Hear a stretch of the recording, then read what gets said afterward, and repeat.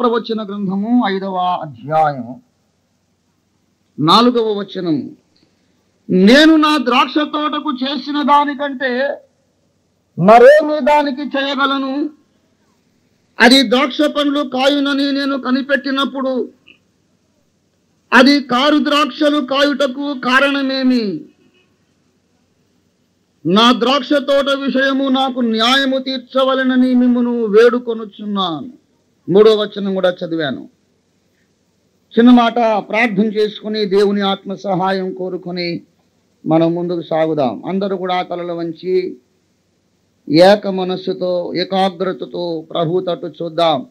ప్రేమ కలిగిన మా యేసునైనా నీకు వందనాలు చెల్లిస్తున్నాం. ఈ పాడేరు ప్రాంత నివాసులను మీరు ప్రేమించి ఓ మా ప్రభువా నీ యొక్క సత్య సువార్తను ఈ ప్రాంతముల్లో ప్రకటింపజేయడానికి మీరు ప్రభువా ఇష్టపడి ఈ యొక్క సభలను మీరు ప్రభువా మీరే తలపెట్టి మీ కుమారుణ్ణి ఈ స్థలంలో ప్రభువా స్తంభముగా నిలిపి నీ కృప చేతన ఈ కార్యాన్ని మీరు సాధ్యపరిచినందుకై నీకు వందనాలు చెల్లిస్తున్నాం.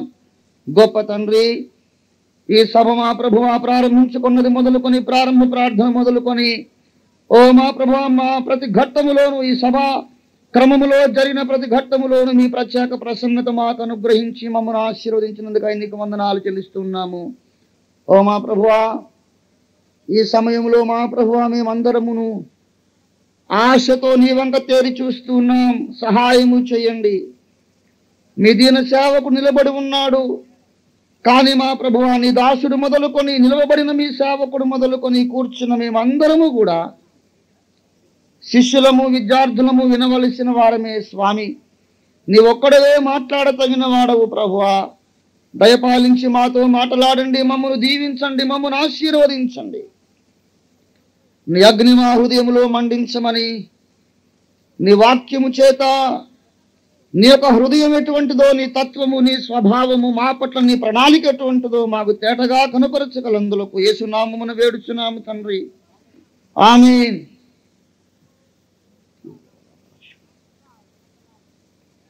ప్రభునందు నాకత్యంత ప్రియులారా, చదవబడిన లేఖన భాగములో సర్వశక్తి గల దేవుడు ఉపమాన రీతిగా తనకున్న సమస్యను మానవ జాతికి విన్నవిస్తూ వారికి తెలియజేస్తూ నాకు న్యాయము తీర్చండి అని ప్రభు అడుగుతూ ఉన్నాడు. గమనించాలి, చాలా ఆసక్తికరమైన విషయం, చాలా విడ్డూరమైన విషయం. దేవుడు మాట్లాడుతున్నాడు, ఓ మానవులారా మీరు నాకు న్యాయం తీర్చండి. నాకు అన్యాయం జరిగింది, అసలు జరిగిందేమిటో మీకు చెప్తాను విని నేను ఎక్కడ లోపం చేశానో నాకు చెప్పండి అని ప్రభు మాట్లాడుతూ ఉన్నాడు. అదేమిటంటే సత్వ భూమి గల కొండ మీద దేవునికి ఒక ద్రాక్ష తోట ఉన్నదట. కొండ మీద సారవంతమైన భూమిలో దేవునికి ఒక తోట ఉండిందంట. ఆ తోట మధ్యలో ఒక బురుజు వేయించాడు, ద్రాక్ష తోట అది. దాని మధ్యలో ద్రాక్ష తొట్టిని తొలిపించాడు. ఆయన భూమంతటిని బాగా త్రవ్వి రాళ్లను ఏరి పారవేశాడు. దానికి నీరు కట్టాడు. అవసరమైనటువంటి సకల ఏర్పాట్లు దేవుడు చేశాడు. తోట చుట్టూ చక్కటి కంచె బురుజు వేశాడు, ద్రాక్ష తొట్టి తొలిపించాడు, రాళ్లన్నీ ఏరివేశాడు, భూమి అంతా మెత్తన చేశాడు. తర్వాత ఇక ద్రాక్ష పండ్లు ఫలిస్తుందని ఆ తోటను ఆయన కనిపెడుతూ ఎదురు చూస్తూ ఆశిస్తూ ఉన్నాడు. చాలా కాలం అయ్యాక ద్రాక్ష తోట ఫలించింది. ఒక పండు తీసి నోట్లో వేసుకొని చూశాడు దేవుడు. అది కారు ద్రాక్ష. పుల్లగా, వగరుగా, చేదుగా, భయంకరంగా ఉంది కారు ద్రాక్ష. నేను ఇంత చేశాను, నా తోటకు నేను చేసిన దానికంటే ఇంకేమి చేయగలను అని 4వ వచనంలో ప్రశ్న వేస్తున్నాడు. నేను ద్రాక్ష పండు కాయనని కనిపెట్టినప్పుడు అది కారు ద్రాక్షలు కాయుటకు కారణమేమి? నేను చేసిన దానికంటే ఇంకా ఎక్కువ ఏమి చేయగలను అని ప్రభువారు అడుగుతున్నారు. ఈ ప్రశ్నలో ఒక ధ్వని వినబడుతోంది. ఏమిటంటే, ద్రాక్ష తోటకు నేను చేసిన దానికంటే ఇంకా ఏమి చేయగలను? What more could I have done? ఇంతకు మించి ఏం చేయగలను అని అడుగుతున్న ఆ ప్రశ్నలో దేవుని హృదయ వేదన ధ్వనిస్తోంది. ఏమిటంటే, ఇంకేం చేయగలను అంటే అర్థం ఏంటంటే, చేయవలసినంత నేను చేశాను. I have done the maximum, I have done my utmost. నేను చేయగలిగినది, చేయవలసింది ఏది నేను చేయకుండా ఉండలేదు, అన్నీ చేశాను. ఇంకా ఏం చేయగలను అంటే, సర్వశక్తుడనైన నేను, సర్వజ్ఞానినైన నేను, నా అనంత జ్ఞానాన్ని బట్టి, నా అనంత బలాన్ని బట్టి, అధికారాన్ని బట్టి ఎంత చెయ్యాలో అంత ఎక్కువ నేను చేశాను. చేయవలసిన దానికంటే తక్కువ చేయలేదు, కొంచెం కూడా తక్కువ చేయలేదు, ఎక్కువ చేశాను నేను అని ప్రభు సాక్ష్యం ఇస్తున్నాడు. దేవుని బిడ్డలారా, ఇక్కడ దేవుడు ఒక వ్యక్తిత్వం కలిగిన వాడుగా మనకు ప్రత్యక్షమవుతున్నాడు. ఈ మాటతో ప్రసంగాన్ని ప్రారంభిస్తున్నాను. ఇంతసేపు నేపథ్యం ఉపోద్ఘాతం చెప్పా. దేవుడు ఒక మహోన్నత వ్యక్తిత్వం కలిగిన వాడుగా ఇక్కడ దర్శనమిస్తున్నాడు. ఆయన ఏ పరిస్థితిలోనైనా అత్యధికమైనటువంటి మేలు ఏదో, న్యాయము ఏదో, ఏది సమంజసమో, ఏది మంచిదో, ఏది అవసరమో అది ఎన్నడూ ఆయన చేయకుండా ఉండలేదు. ఆయన చేస్తాడు తప్పకుండా. He always does his utmost for his people. ఇక్కడ సందర్భం ఏమిటంటే, కాంటెక్స్ట్ ఏమిటంటే, యూదా మనుష్యులు, ఇశ్రాయేలు వంశం ఈ ద్రాక్ష తోట అని లేఖనం చెప్పింది. ఇశ్రాయేలు వంశము కొరకు ఎంత చెయ్యాలో అంతగా నేను చేశాను. తుదకు వారు నాకు కారు ద్రాక్షలు నాకు ఇచ్చారు. నా శ్రమంతా వ్యర్థం అయిపోయింది, నిరుత్సాహం కలిగింది, వేదన కలిగింది అని ప్రభు చెబుతున్నాడు. అయితే ఈ చరిత్ర ఒక ఇశ్రాయేలు చరిత్రే కాదు, సర్వ మానవ కోటి చరిత్ర కూడా. నేను నా ద్రాక్ష తోటకు చేసిన దానికంటే మరేమి చేయగలను అనే ఆ ప్రశ్నలో రెండు భావములు, రెండు వేరువేరు అన్వయింపులు, రెండు అప్లికేషన్స్ ఉన్నాయి. ఇశ్రాయేలు జాతికి నేను చేసిన దానికంటే మరేమి చేయగలను అనే ధ్వని ఉంది. అదే సమయంలో అంతర్లీనంగా ఇంకోటి ధ్వనిస్తోంది. నేను సర్వ మానవ జాతి రక్షణ పొందటానికి, సర్వ మానవ జాతి నన్ను తెలుసుకోవడానికి ఎంత చెయ్యాలో అంత చేశాను. మానవ జాతిలో ఒక్కడు కూడా నశించిపోకుండా ఉండడానికి, మానవ కుటుంబంలో ప్రతి ఒక్కడు మోక్ష రాజ్యములోనికి రావడానికి ఎంత చెయ్యాలో అంత చేశాను. నేనేమి తక్కువ చేయలేదు. ఇంత చేసినా ఇంకా మానవులలో ఎక్కువ మంది రక్షణ పొందకుండానే ఉన్నారు.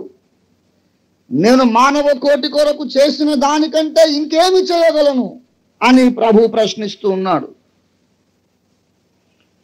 దేవుని బిడ్డలారా, మానవ జాతికి సాదృశ్యముగా దేవుడు ఇశ్రాయేలు జాతిని ఉంచాడు. ఇశ్రాయేలు జనాంగము, మానవ జనాంగము, మానవ జాతికి ఒక ముంగుర్తుగా కనబడుతోంది. కనుక మానవ కోటిని రక్షించడానికి దేవుడు ఏమేమి చేశాడో, అట్మోస్ట్, మ్యాక్సిమం, అత్యధికమైనటువంటి కార్యాలు దేవుడు ఎలా చేశాడో ఈ రాత్రికాలం మనం లేఖనాలలో దర్శిద్దాం. దేవుని బిడ్డలారా, న్యాయం ఆలోచిస్తే మనుషులలో ఒక్కడు కూడా నరకానికి వెళ్ళడం దేవునికి ఇష్టం లేదు. ఎవడు నరకానికి వెళ్ళని అవసరం లేదు. No one needs to go to hell, no one needs to perish. ఎవరు నశించడం అవసరం లేదు. అందరూ రక్షణ పొందొచ్చు. అంత విశాలంగా దేవుడు ప్రణాళిక సిద్ధం చేశాడు. అన్ని దేశములలో, అన్ని జాతులలో, అన్ని తరములలో, అన్ని నాగరికతలలో బ్రతికిన ప్రతి మనుష్యుడు రక్షణ పొందడానికి దేవుడు ఒక విశాలమైన ప్రణాళిక ఏర్పాటు చేశాడు. అయినా ఎవరో ఒకరు, 100కి 1,000కి ఒకడు రక్షణ పొందుతున్నాడు. 100కి 1,000కి ఒకడు తప్ప చాలా మంది నరకాగ్ని గుండానికి వెళ్ళిపోతున్నారు.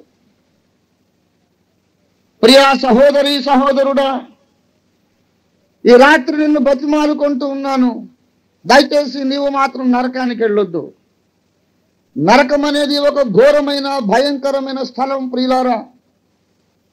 అదేదో ఆటపాటల వ్యవహారం కాదు, జోకులు వేసుకుని నవ్వుకోవాల్సిన అంశం కాదు అది. నరకం అనేది ఘోరమైన ఎడతెగని నిత్య చిత్రహింస స్థలం అది.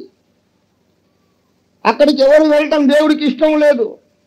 అపవాదికిని వాని దూతలకును అది సిద్ధపరచబడింది. అసలు మనుషుల కొరకు చేయనే లేదు అది. మనం అక్కడికి వెళ్ళాల్సిన అవసరం లేదండి. దేవుడు మన కొరకు ఏమి చేశానో మనము గుర్తించినట్లయితే తప్పకుండా మనము దేవుని రక్షణను మనము పొంది స్వర్గరాజ్య వారసులం కాగలుగుతాం. దేవుడు మానవుల కొరకు ఎంతో చేశాడు, ఇంకా చేస్తూనే ఉన్నాడు. కానీ మనుషులు దేవుడు ఆశించిన రీతిగా ఫలం ఇవ్వడం లేదు. ప్రప్రథమంగా దేవుని కార్యములన్నిటిని వివరించడానికి సమయం చాలదు. కానీ దేవుడు మానవ జాతి పట్ల ప్రారంభము నుండి ఆయన కృప కనుబరుస్తూనే ఉన్నాడు ప్రియులారా. ప్రప్రథమంగా మనం గమనిద్దాం, మానవ జాతి మూల పితరులకు ఆయన చూపిన కృప, మానవ జాతి చరిత్ర ప్రారంభములో ఆయన చూపినటువంటి కృప, చరిత్రలో శతాబ్దాల తరబడి ఆయన చూపిన కృప, ఈనాడు ఆయన చూపుతున్నటువంటి కృప, ఈ 4 కూడా మనం చూద్దాం దయచేసి. మొట్టమొదట మానవ జాతి మూల పితరులకు దేవుడు చూపిన కృప. రెండవది మానవ జాతి నాగరికతలు విభిన్న జాతులుగా ఏర్పడుచున్న నాగరికత ప్రారంభ ఘట్టంలో దేవుడు చూపినటువంటి కృప. శతాబ్దాల సహస్రాబ్దాల చరిత్రలో దేవుడు చూపినటువంటి కృప. ప్రస్తుత యుగంలో దేవుడు ఇంకా చూపుతున్నటువంటి కృప. దేవుని బిడ్డలారా, కొంతమంది డిస్పెన్సేషనల్ ట్రూత్, డిస్పెన్సేషనలిజం అనే ఒక సిద్ధాంతాన్ని కొంతమంది నమ్మేవారు ఉన్నారు. కొంతమంది ఇంకా చాలా మంది అనుకోండి. మానవ జాతి చరిత్రను కొన్ని యుగాలుగా విభజించారు. మొట్టమొదటిది 7 యుగాలుగా విభజించారు. మొట్టమొదటిది నిష్పాప యుగము, రెండవది మనస్సాక్షి యుగం. ఆదాము పాపం చేసిన తర్వాత మనస్సాక్షి యుగం ప్రారంభమైంది. తర్వాత నిమ్రోదుతో మానవ భరణ యుగం, అంటే మానవ ప్రభుత్వ యుగం మొదలైంది. భరణం అంటే ప్రభుత్వం అని, the dispensation of human government. తర్వాత అబ్రహాముతో వాగ్దాన యుగం ప్రారంభమైంది. మొట్టమొదటిది, ఇది ఆఖరణ వచ్చి కాదని చెప్పబోతున్నాను, కష్టపడి రాసుకోకండి. ప్రారంభంలో నిష్పాప యుగం అంట, రెండవది మనస్సాక్షి యుగం, మూడవది ఏమండి మానవ ప్రభుత్వ యుగం, నాలుగవది వాగ్దాన యుగం ఏమండి. ఆ తరువాత మోషేతో 5వది ధర్మశాస్త్ర యుగం. మోషేతో ప్రారంభమైన ధర్మశాస్త్ర యుగం. 5వది ధర్మశాస్త్ర యుగం. 6వది యేసుక్రీస్తుతో ప్రారంభమైన కృపాయుగం. 7వది యేసు 2వ రాకడ తర్వాత నీతి పాలన యుగం. 7 యుగాలను ఏం చెప్పారు భక్తులు. అయితే ప్రియులారా, ఈ వాదనకు లేఖనం ఒప్పుకోదు. కృపాయుగం అనే ఒక యుగమేం లేదండి. కీర్తనకారుడు చెబుతాడు, యెహోవా కృప నిరంతరముండును. ఏమండి? దేవుని కృప ఎప్పుడెప్పుడు ఉండును? నిరంతరముండును. దేవుని కృపకు ఒక యుగం లేదండి. పరలోకంలో కెరూబులకు శరాఫులకు కూడా ఆయన కృపే ఆధారం. ఆయన తనకు ప్రార్థన చేయువారందరి ఎడల కృప చూపుటకు ఐశ్వర్యవంతుడై ఉన్నాడు. His rich in mercy. దేవుడు కరుణా సంపన్నుడై ఆయన అబ్రహాముకు కృపే చూపాడు, నోవహుకు కృపే చూపాడు, ఆదాముకు కూడా కృపే చూపాడు. కృప అంటే ఏంటో తెలుసా? కృప అంటే మనకిప్పుడు మన ప్రస్తుత లోక వ్యవహారం చెప్పుకుంటే అర్థమవుతుంది. ఒకడు పరీక్షలో మార్కులు తక్కువ ఫెయిల్ అయ్యాడు. ఒక సంవత్సరం చాలా మంది ఫెయిల్ అయ్యారు. పరీక్షకు హాజరైన విద్యార్థులలో 100% మంది ఫెయిల్ అయ్యారు. 1 మార్కు, 2 మార్కులు, 5 మార్కులు, 4 మార్కులు, 3 మార్కులు తక్కువై ఫెయిల్ అయిపోయారు. ప్రభుత్వం వాళ్ళకు దయ కలుగుతుంది. అయ్యో పాపం, ఇన్ని లక్షల మంది విద్యార్థులందరూ ఫెయిల్ అయ్యి సంవత్సరాన్ని నష్టపోతున్నారే. కాబట్టి 5 మార్కులు గ్రేస్ మార్కులుగా కలిపి పాస్ చేసేయండి. అసలు ముందు టెస్ట్ రిజల్ట్ వచ్చినప్పుడు వాడు ఫెయిల్ అయ్యాడు. కానీ ప్రభుత్వం వాళ్ళు గ్రేస్ మార్కులు కలిపాక వాడు పాస్ అయిపోతాడు, పై క్లాస్కి వెళ్ళిపోవచ్చు. అంటే గ్రేస్, కృప అనే మాటకి ఇంగ్లీష్లో గ్రేస్ అనే పదం, దానికి అర్థం అన్నమాట. గ్రేస్ అంటే కృప అంటే గ్రేస్. కృప అనే మాటకి అర్థం ఏంటంటే ఫెయిల్ అయిన ఉండి పాస్ చేసే మార్గమే, అదే కృప. అసలు వాడికి మార్కులు రాలేదు, ఫెయిల్ అయిపోయాడు. అప్పుడు ప్రభుత్వం వాడికి కొన్ని మార్కులు కలుపుతారు అదనంగా. అసలు వాడి సొంత మార్కులు కావవి, వీళ్ళు దానం చేసిన మార్కులు. దాని కొరకు వాడేం కష్టపడలేదు, ఉచితంగా ప్రభుత్వం వారు ఇచ్చేశారు దయదలిచి. ఎందుకు నాయన విద్యా సంవత్సరం నష్టపోతావు, నీ భవిష్యత్తు పాడైపోతుంది, వెళ్ళు నాయన పై తరగతికి వెళ్ళి బాగుపడు. ఏమండి? వాళ్ళు ఇవ్వకపోయినా వాడికి దిక్కు లేదు. ఫెయిల్ అయిపోయావురా, మళ్ళీ అదే తరగతి చదువు అంటే ఆడేం చేయలేడు. కానీ దయదలిచి ప్రభుత్వాధికారులు ఫెయిల్ అయిన వాడిని పాస్ చేయడం, అది కృప అంటే. దేవుని దగ్గర దేవుని కుమారుడైన ఆ నాగబ్రహ్మము ప్రణవస్వరూపుడైనటువంటి దైవ కుమారుడు ఉన్నాడు ఒక ఆయన. ఆయన తప్ప ఇక మిగతా మనం అందరం కూడా ఫెయిల్ క్యాండిడేట్స్, ఒక్కడూ పాస్ అయిన వాడు లేదండి. కెరూబులు ఫెయిలే, శరాఫులు ఫెయిలే, ప్రవక్తలు ఫెయిల్ అయ్యారు, నువ్వు ఫెయిలే, నేను ఫెయిలే. సొంత మార్కుల మీద పాస్ అయిన వాడు ఒక్కడు కూడా లేడు మానవ చరిత్రలో. దేవుడు పరీక్ష పెట్టాడు. ఆ పరీక్షలో దేవుని సొంత కుమారుడు, జనితైక కుమారుడు, దేవుళ్ళలోని ఒక అంశ, ఒక భాగం అయినటువంటి దేవతనయుడు ఒక్కడు తప్ప ఈ విశ్వంలోని పౌరులందరూ కూడా ఫెయిల్ అయిపోయారు. అంటే అసలు బ్రతకటానికి ఎవరికి హక్కు లేదు, అయినా అందరూ బ్రతుకుతానే ఉన్నారు. అందరికీ దేవుడు వర్షం కురిపిస్తున్నాడు, ఆహారం ఇస్తున్నాడు, పోషిస్తున్నాడు, ఆరోగ్యం ఇస్తున్నాడు, ఆయుష్కాలం ఇస్తున్నాడు. అందరూ ఫెయిల్ అయినండి. నువ్వు ఫెయిలే, నేను ఫెయిలే, అందరూ ఫెయిలే. కానీ దేవుడు మనము బ్రతుకున్నట్లుగా మనల్ని కనికరించి ఆయన తన కృపను మనకు దయచేసి మన బ్రతికిస్తూ ఉన్నాడు. ఓడిపోయిన వాడిని నువ్వు గెలిచావు లేదని ప్రకటించడం, అది కృప. పాపం చిన్నపిల్లలు కింద పడతారు, కింద పడి అవమానం ఏడుస్తుంటారు. అందరూ చూశారు కదా అని ఏడుపు. ఇటు మోకాలు చెక్కుకుపోయింది, నెత్తురు వస్తుందని బాధ కంటే అందరూ చూశారు కదా అని అవమానానికి ఎక్కి ఏడుస్తుంటాడు. అప్పుడు పెద్దలు ఎత్తుకొని, నువ్వు పడలేదు, నువ్వు దూకావురా అంటే వాడు అవును కాబోలనుకొని ఏడుపు మానేస్తాడు. నిజంగా అసలు నేను ఎక్కడ పడ్డా, నేను దూకాను. ఏదో పాపం వాడిని ప్రోత్సహించడానికి ఏదో ఒక మాట చెప్పి వాడిని ఓదార్చడం. మనందరం అలాగేనండి. అవమానం పాలైపోయిన వాళ్ళని పట్టుకొచ్చి దేవుడు నువ్వు దూకావురా అని చెప్పి మనం ఏదో ఎంకరేజ్ చేయటం. సర్వశక్తి గల దేవుడు న్యాయము జరిగిస్తే ఎవడు బ్రతకడానికి వీల్లేదు. అయినా చావవలసిన వారిని, చావదగిన వారిని తన కృపచేత దేవుడు బ్రతికిస్తూ వస్తూ ఉన్నాడు. దేవుడు ఎప్పుడు కృపే చూపుతున్నాడంటే ఒక యుగం కాదు. ఎందుకు చెప్పానంటే ఈ మాట, దేవునికి ఒక కృపా యుగం లేదు. అన్ని యుగాలు కృపతో నింపబడి ఉన్నవి. సర్వలోకము ఆయన కృపతో నిండి ఉన్నది అన్నాడు కీర్తనకారుడు. నోవహు మనస్సాక్షి యుగంలో వాడు. మరి మనస్సాక్షి యుగంలో నోవహు ఉంటే నోవహు గురించి రాయబడి, నోవహు యెహోవా దృష్టికి కృప పొందినవాడు ఆయన. అది కృపాయుగం కాదుగా. ఆయనకు ఎలా కృప దొరికింది? దావీదు ధర్మశాస్త్ర యుగంలోని వాడు. అయినా బత్షెబతో పాపం చేసినప్పుడు, దేవా నీ కృప చొప్పున నన్ను కరుణించు. కృప.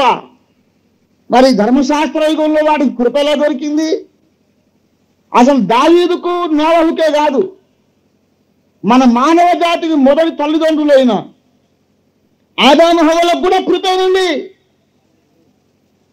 అసలు కృప దేవుడు చూపకపోతే మానవ జాతే ఉండదు. అసలు దేవుడు ఎంత చేశాడో మనకు అర్థం కాక, మనకు తెలియక, గుర్తించక, చెప్పేవాడు లేక, చెప్పినా మనకు అర్థం చేసుకునే శక్తి లేక, మనం దేవుణ్ణి సరైన స్థితిలో ఆయన్ని వెంబడించలేకపోతున్నాం, ఆరాధించలేకపోతున్నాం, స్తుతించలేకపోతున్నాం. ఈ రాత్రి వేళ దేవుడు అడుగుతున్నాడు, మానవులారా నేను ఇంత చేశాను, మీరు జ్ఞాపకం చేసుకోండి. ఇంతకంటే నేను ఇంకేం చేయగలను? ఇంకా మీరు నరకానికి వెళ్తానంటే నేనేం చేయలేను, నేను మ్యాక్సిమం చేసేసాను ఆల్రెడీ. దేవుని కృప యొక్క ప్రారంభం మనం చూద్దాం. ఆదాము హవ్వలు అనే మొట్టమొదటి మానవులను దేవుడు సృజించి ఏదైనా తోటలో పెట్టి ఒక ఆజ్ఞ ఇచ్చాడు. ఆ దేనితో ఫలమునైనను మీరు తినవచ్చు. ఆ తోట మధ్యలో ఉన్నటువంటి ఒక చెట్టు మంచి చెడ్డల తెలివినిచ్చే ఆ వృక్ష ఫలమును మాత్రమే మీరు తినకూడదు, మిగతావన్నీ తినొచ్చు అన్నాడు. దేవుడు ఏమన్నాడండి? ప్రతి ఫలాన్ని మీరు తినొచ్చు, అభ్యంతరం లేదు, ఏమైనా తినొచ్చు అంటే అందులో జీవ వృక్షము కూడా వచ్చింది. అన్నీ తినొచ్చు అంటే ఇదైనా తినొచ్చు, కానీ ఒకటే తినకూడదు, మంచి చెడ్డల తెలివినిచ్చు వివేచన కలిగించే ఆ ఫలమును మాత్రం తినొద్దు అన్నాడు. ఇక్కడ చాలా మందికి తెలియని విషయం ఒకటి ఉంది. అజ్ఞానములో నుండి దేవుని పట్ల విరోధ భావం పుడుతుంది. అందుకే దేవుడు ఒక మాట అన్నాడు, యెహోవానగు నన్ను పరిశీలనగా తెలుసుకోండి. ఈ భూమి మీద దేవుని వ్యక్తిత్వాన్ని మనం తెలుసుకోకపోతే మనం చెడిపోతామండి. The most important science is theology. దేవుని గూర్చిన విజ్ఞానం అది అన్నిటికంటే ముఖ్యం. దేవుడు ఆ మంచి చెడ్డల తెలివినిచ్చే వృక్ష ఫలమును తినొద్దని ఎందుకు అన్నాడు? అర్థం కానందువలన ఈ భూమి మీద సేటనిజం అనే ఒక మతం పుట్టింది. సేటనిజం అనే ఒక మతం ఉందండి. డైరెక్ట్ వాళ్ళు సాతానును ఆరాధిస్తారు. సాతాను ఆరాధన మతం. అమెరికా దేశంలో దాదాపు 1000 సంఘాలు ఉన్నాయి. వాళ్ళు బోర్డు మీద రాసి పెడతారు సేటనిస్ట్ చర్చ్ అని. వాళ్ళకు ఒక బైబిల్, సేటనిస్ట్ బైబిల్ అని ఒకటి ప్రింట్ చేసుకున్నారు. హైదరాబాద్లో కూడా వాళ్ళ బ్రాంచ్లు 2 పెట్టారు. సికింద్రాబాద్లో ఒకటి, హైదరాబాద్లో ఒకటి ఉంది. మహేంద్ర హిల్స్లో కూడుకుంటున్నారట వాళ్ళు, సికింద్రాబాద్. ఏమండి, వాళ్ళ సిద్ధాంతం ఏమిటంటే, అసలు బైబిల్లో దేవుడు దేవుడు అని మనం ఒకరిని గురించి చెప్పుకుంటాం చూడు, ఆయనే అసలు సైతాను. బైబిల్లో సాతాను సాతాను అని ఒక ఆయన గురించి మనం చెప్పుకుంటాం చూడు, ఆయనే నిజానికి దేవుడు, మంచివాడు, మానవ జాతికి మేలు చేసేవాడు.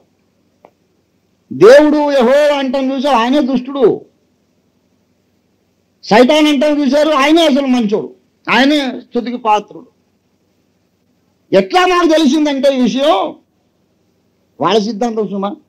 ఓషి గారు ఇలా చెప్పారు అనేసారు కనుక కొంతమంది ప్రసంగం మధ్యలో సగంలో లేచి వెళ్ళిపోయి అసలు సైతాన్ని దేవుడు అంటే ఓఫీర్ గారు చెప్పారని ప్రచారాలు చేయకండి. అది వాళ్ళు అంటున్న మాట, నేను అంటున్న మాట కాదు. ఆ సేటనిస్ట్ చర్చ్ అనే వాడి సిద్ధాంతం ఏంటంటే సైతానే మంచివాడు, మానవ జాతికి మేలు చేసిన వాడు, మనం ఆరాధించదగిన వాడు సైతానే, దేవుడు కాదు, దేవుడే దుష్టుడు, దుష్టపాత్ర. ఈ యూదులు బైబిల్ని మార్చి మారుతారు చేసి రాశారు. దానికి రుజువు ఏంటంటే దేవుడు ఒక పండును తినొద్దన్నాడు. ఏమిటా పండు? మిగతావన్నీ తినేసేయండి నిరభ్యంతరంగా, కానీ ఆ ఫలానా పండు తినొద్దు, తోట మధ్యలో ఉన్న చెట్టు యొక్క పండు. ఏమిటా పండు? మంచి చెడ్డల తెలివిని ఇచ్చే ఫలం. అంటే ఆ పండు తింటే మనకి ఏమొస్తుంది? ఏది మంచి ఏది చెడు అనే జ్ఞానం వస్తుంది. ఆ పండు తినొద్దు అన్నాడు. అంటే దేవుడు ఏమనుకున్నాడు? ఈ మానవ జాతికి మంచేదో చెడేదో తెలియకూడదు అనుకున్నాడు అన్నమాట. ఇప్పుడు అంతేనా మరి? ఇప్పుడు ఆ పండు తింటే ఏం జ్ఞానం వస్తుంది చెప్పండి? ఏం జ్ఞానం వస్తుంది? మంచి చెడులో తెలివి కలుగుతుంది. ఆ పండు తినొద్దని దేవుడు అన్నాడంటే అర్థం ఏంటి? మానవ జాతికి మంచి చెడులను గూర్చిన జ్ఞానం రాకూడదు అనుకున్నాడు దేవుడు. ఆ లోపల సైతాన్ వచ్చి మీరు చావనే చావరు అని నిజం చెప్పాడు. దేవుడు అన్నాడు మీరు ఆ పండు తిన్నారంటే నిశ్చయముగా ఆ దినమున చచ్చేదరు అన్నాడు. సైతాన్ వచ్చి మీరు చావనే చావరయ్యా, దేవతల్లాగా ఉంటారు, తినండి పర్లేదు అని చెప్పాడు. కాబట్టి మన జాతి తల్లిదండ్రులు తిన్నారు కాబట్టి వారి కన్నులు తెరవబడిన, అంటే అంతకుముందు ఏమై ఉండను, మూయబడి ఉండను. మరి మానవ జాతి కళ్ళు తెరిపించిన వాడు మనకు మేలు చేశాడా కీడు చేశాడా? ఆనాడు వాళ్ళు ఆ పండు తినక ముందు ఎలాగున్నారంటే దిగంబరంగా బట్టలు లేకుండా ఉన్నారు. వీరొచ్చి ఆ పండు తినిపించాక అరే సిగ్గు అనేది తెలిసింది, బట్టలు కట్టుకోవాలి దాచుకోవాలని ఒక జ్ఞానం వచ్చింది. ఒకవేళ వాడు ఆ పండు తినిపించుండకపోతే ఈనాటికి మనం అందరం గేదెల్లాగా బర్రెల్లాగా ఎద్దుల్లాగా అలాగే బట్టలు లేకుండా తిరుగుతూ ఉండేవాళ్ళం. బాగుండేదా? సాతాను గాడు వచ్చి ఆ పండు తినమన్నాడు కాబట్టి మనకి ఇంత సంస్కృతి నాగరికత, పట్టు చీరలు, రేమండ్ సూట్లు, చక్కగా జోధుపురీలు ఇవన్నీ మనకు వచ్చినాయి. అంటే మరి ఎక్కడి నుంచి వచ్చినాయి ఆలోచించండి. సాతాను ఒకవేళ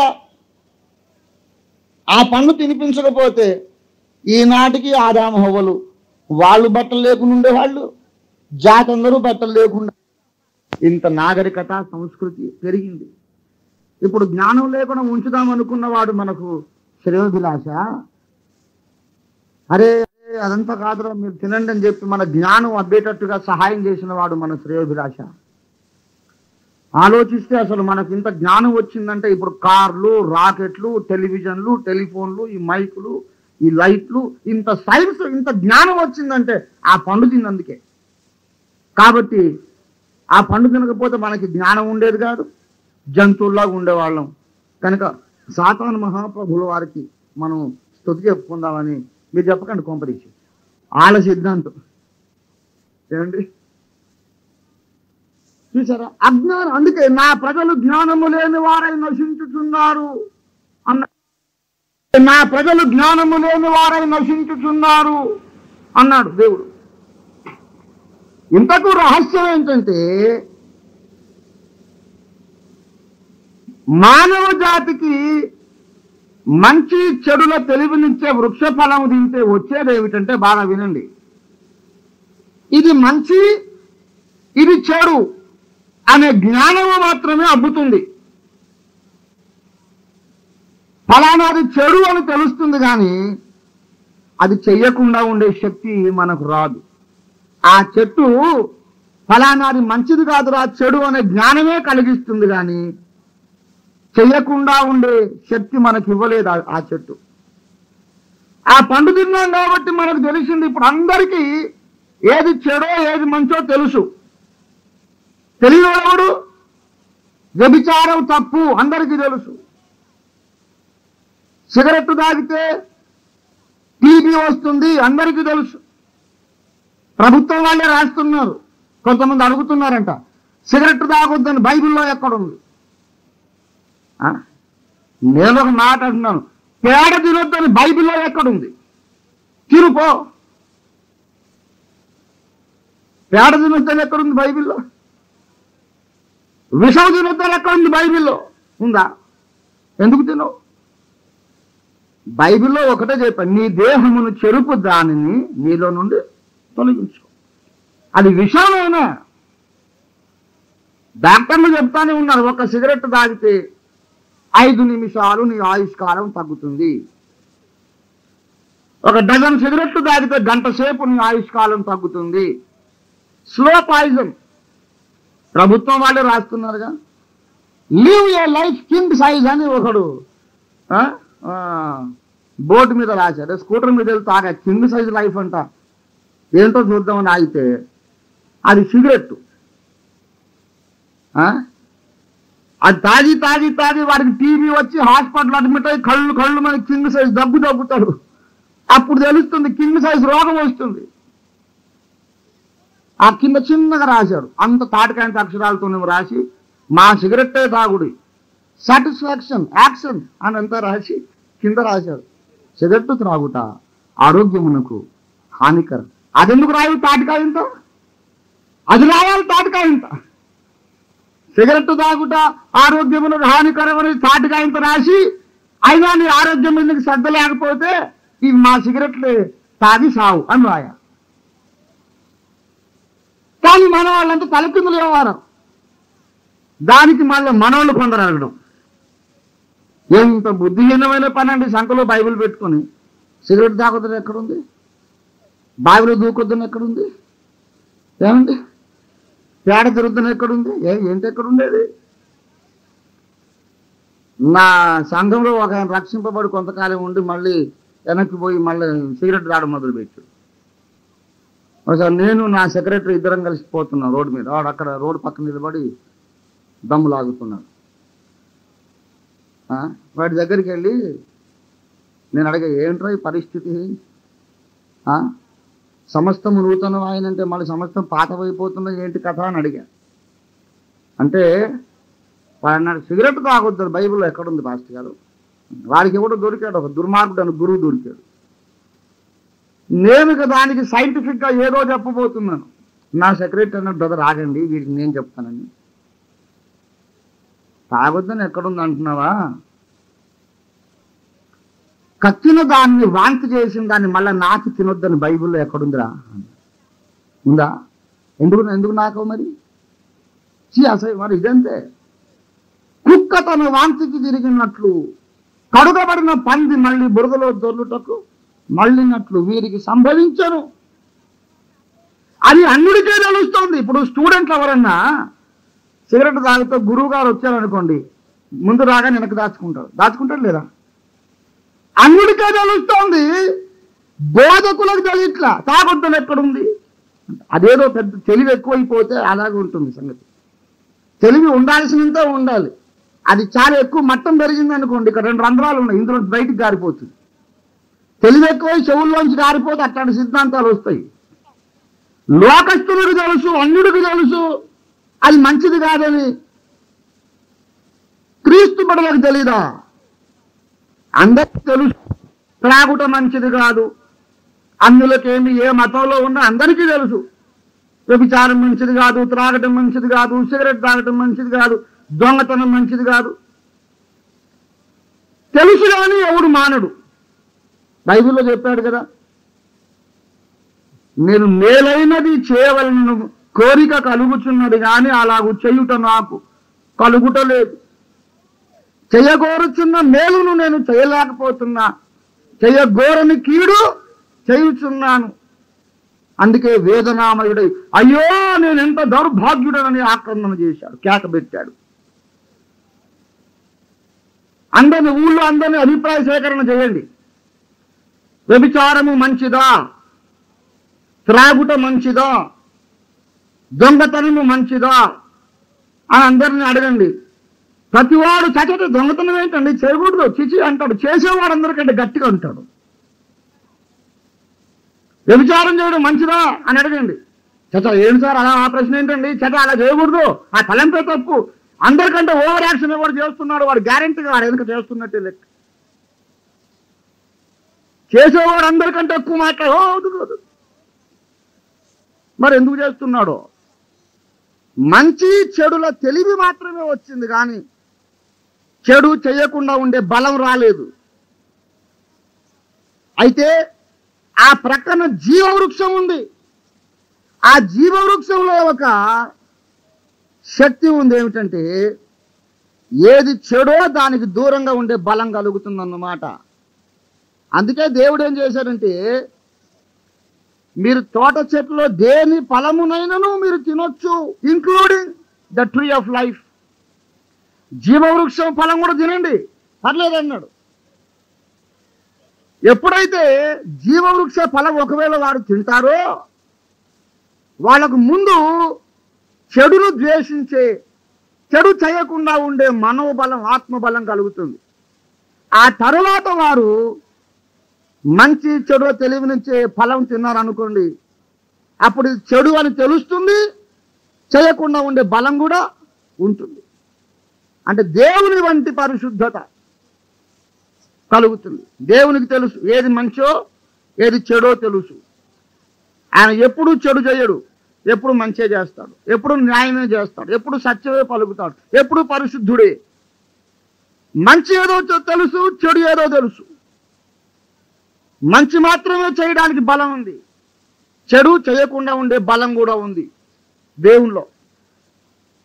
ఆ బలము వీళ్ళకు రావాలని దేవుడు ఏం చేశాడంటే ఏ ఫలమైనా తినండి, ఈ ఒక్కటి మాత్రం తినకండి, అన్నీ తినండి. మామిడికాయలు, జామ పళ్ళు, ఈ పళ్ళు, ఆ పళ్ళు, అరటి పళ్ళు అన్నీ ఉన్నాయి, దాంతోపాటు ఇది కూడా ఉంది. ఏది? జీవవృక్ష ఫలం. తినమన్నదేమో తినలేదు, వద్దన్నది తిన్నారు.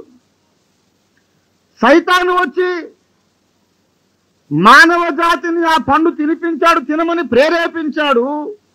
అందువల్ల ఏం కలిగిందంటే చెడుకు దూరంగా ఉండే బలము లేకముందు, before they could acquire the strength to abstain from evil, చెడు నుంచి దూరంగా ఉండే బలం వాళ్ళకు రావడానికంటే ముందే ఇది చెడు అని తెలిసింది. ఇది చెడు అని తెలిసింది, చేయకుండా ఉండటానికేమో శక్తి లేదు. అందుకే మనుషులందరూ తెలిసి తప్పులు చేస్తుంటారు. తెలిసి తప్పులు చేస్తాం కాబట్టి మన మనస్సాక్షి ఎప్పుడు మన నిలదీస్తూ ఉంటుంది. ఎందుకు ఈ పని చేసావు, ఎందుకు ఈ పని చేసావు? రాత్రి మొదలు నీ మనస్సాక్షి నీ మీద తీర్పరిగాయి. నువ్వెందుకు ఆ పని చేసావు, ఎందుకు ఈ పని చేసావు అని గద్దిస్తూ ఉంటే మన మనస్సాక్షి ముందు మనమే తలెత్తుకోలేని స్థితిలో, శాంతి లేక, సమాధానం లేక మానవుని జీవితం అంతా నరకప్రాయంగా మారిపోయింది. సైతాను గాడు మనకు మేలు చేయలేదండి, కీడు చేశాడు. దేవుడు మన మీద అసూయ పెట్టుకొని కాదు ఆ పండు తినదన్నది. దేవుని టైం కోసం వీళ్ళు కనిపెడితే దేవుడే తర్వాత ఆ పండు వాళ్ళకు తిననిచ్చేవాడు. ఆదాము హవ్వలారా, నా కుమారుడా, నా కుమార్తె, నా పిల్లలారా, మీరిప్పుడు ముందు జీవవృక్ష ఫలం తినండి, మీకు మనోబలం వస్తుంది, ఆ తర్వాత విచక్షణ మీకు కలుగుతుంది. ఆ పండు తినండి, మీరు నా వంటి పరిశుద్ధులు అవుతారని ఆయన తినిపించేవాడే. కానీ దేవుని టైం కోసం ఆగకుండా వద్దు అన్న పండుగలు ముందు తినేసి, తినమన్నదేమో తినకుండా మానేసి హృదయంలో గొప్ప అశాంతిని తెచ్చుకున్నారు. రోజుకు 1000 సార్లు మన మనస్సే మనల్ని అంటుంది, ఆ చూపు నువ్వు చూడకుండా ఉండాల్సింది, ఆ సైగ చేయకుండా ఉంటే బాగుండు, ఆ తలంపు నీలో రాకుండా ఉంటే బాగుండు, నీ శరీరంతో ఆ పని చేసావు, తప్పు, ఎందుకు చేసావు అని ఇంకెవడో కాదండి, మన మనస్సే మనల్ని నిందిస్తూ ఉంటే, ఎవడో నిందిస్తే నోరు మూయిస్తాం, గదమాయిస్తాం. మనల్ని మన మనస్సే నిందిస్తుంటే ఎవరిని గద్దించగలం చెప్పండి? ప్రతి మనుష్యుడు హృదయములో అశాంతి పాలైపోతున్నాడు. సాతాను గారు తెచ్చిపెట్టిన నరకం ఇది మనకు. అందుచేత దేవుడే మన శ్రేయోభిలాషి, సాతానేమో మానవ జాతికి శత్రువు నాశనకర్త వాడు, నాశనకారి. అయితే ప్రియులారా, సందర్భమును బట్టి ఆ విషయం చెప్పాను, కానీ ఇక్కడ చాలా మందికి ఆ ప్రశ్న ఉన్నదని పరిశుద్ధాత్ముడు చూపినందున కూడా ఆ విషయం చెప్పాను, కానీ నా అంశం అది కాదు. ఎప్పుడైతే మానవ జాతి మూల పితరులకు దేవుడు ఆజ్ఞ ఇచ్చాడో, ఫలానా పండు తినకండి, మీరు తింటే తినుదినమున నిశ్చయముగా చచ్చిపోతారు అని చెప్పాడో, ఆ రోజున దేవుడిచ్చిన ఆజ్ఞ ఏమైంది అని నేను ప్రశ్నిస్తున్నా. దేవుడు ప్రకటించిన శిక్ష ఏమైంది? దేవుడి వద్దన్న పండు వీళ్ళు తిన్నారు. దేవుడు ఏం చెప్పాడు? ఆ పండు తిను దినమున మీరు చచ్చెదరన్నాడు, నిశ్చయముగా చచ్చెదరన్నాడు. మరి చచ్చిపోయారా? ఆదాము హవ్వలు పండు తిన్న రోజు చచ్చిపోయారా? చచ్చిపోలేదు. ఎందుకు చచ్చిపోలేదు? ఎందుకు చచ్చిపోలేదంటే చాలా మంది అంటున్నారు, రెండు జవాబులు ఉన్నాయండి దానికి. కొందరు చెప్పే జవాబు ఏంటంటే, ఆత్మీయంగా చచ్చిపోయారండి, శారీరకంగా చచ్చిపోలేదు కానీ ఆత్మీయంగా చచ్చిపోయారు. అది ఒక జవాబు. ఆ పండు తిన్న దినమున మీరు ఆత్మీయంగా చచ్చెదరు అన్నాడా, లేకపోతే శరీరంగా చచ్చెదరు అన్నాడా? అంటే ఆత్మీయ మరణమే తప్ప శరీర మరణం లేదా? మరి తర్వాత ఎందుకు వచ్చింది ఆ మరణం? మరి శరీర మరణం రాకూడదు, ఇక ఆత్మీయంగా చచ్చి అలాగే ఉండాలి. మరి శరీరంగా మరి తర్వాత ఎందుకు చచ్చారు? ఆత్మీయంగా వీళ్ళు చచ్చిపోయారు పండు తినంగానే, దేవుని శిక్ష నెరవేరింది కదా. మరి శరీర మరణం ఎందుకు రావాలి? మళ్ళీ నెరవేరిపోయిన తర్వాత మళ్ళీ ఇది రాకూడదు, ఇంకా అంతటితో ఆగిపోవాలి. దానికి మళ్ళా ఒక జవాబు చెప్తారు ఏంటంటే, దినము అంటే 1000 సంవత్సరాలు, తినుదినమున అంటే ఆ సహస్రాబ్దములుగా. ఆదాము తిన్న తర్వాత 1000 ఏళ్ళు రాకముందే చచ్చిపోయాడు. దేవుని లెక్క ప్రకారం ఆ రోజులోపే చచ్చిపోయాడు. అది కూడా కాదండి అసలు సంగతి. నేను చెప్తున్నాను వినండి. దేవుడు ఆదాము హవ్వలకు విధించినటువంటి శిక్ష ఆ రోజే అమలు జరిగింది. అసలు దేవుడు ఏం చేశాడంటే, పరలోకము నుండి దిగివచ్చి వీళ్ళని చూశాడు. వీళ్ళు తాను వద్దని చెప్పినటువంటి కార్యం చేశారు, అవిధేయులైపోయారని దేవుడు ముందే తెలుసుకున్నాడు, గ్రహించే వచ్చాడు ఆయన. ఇప్పుడు దేవుని ముందు 2 మార్గాలు ఉన్నాయి.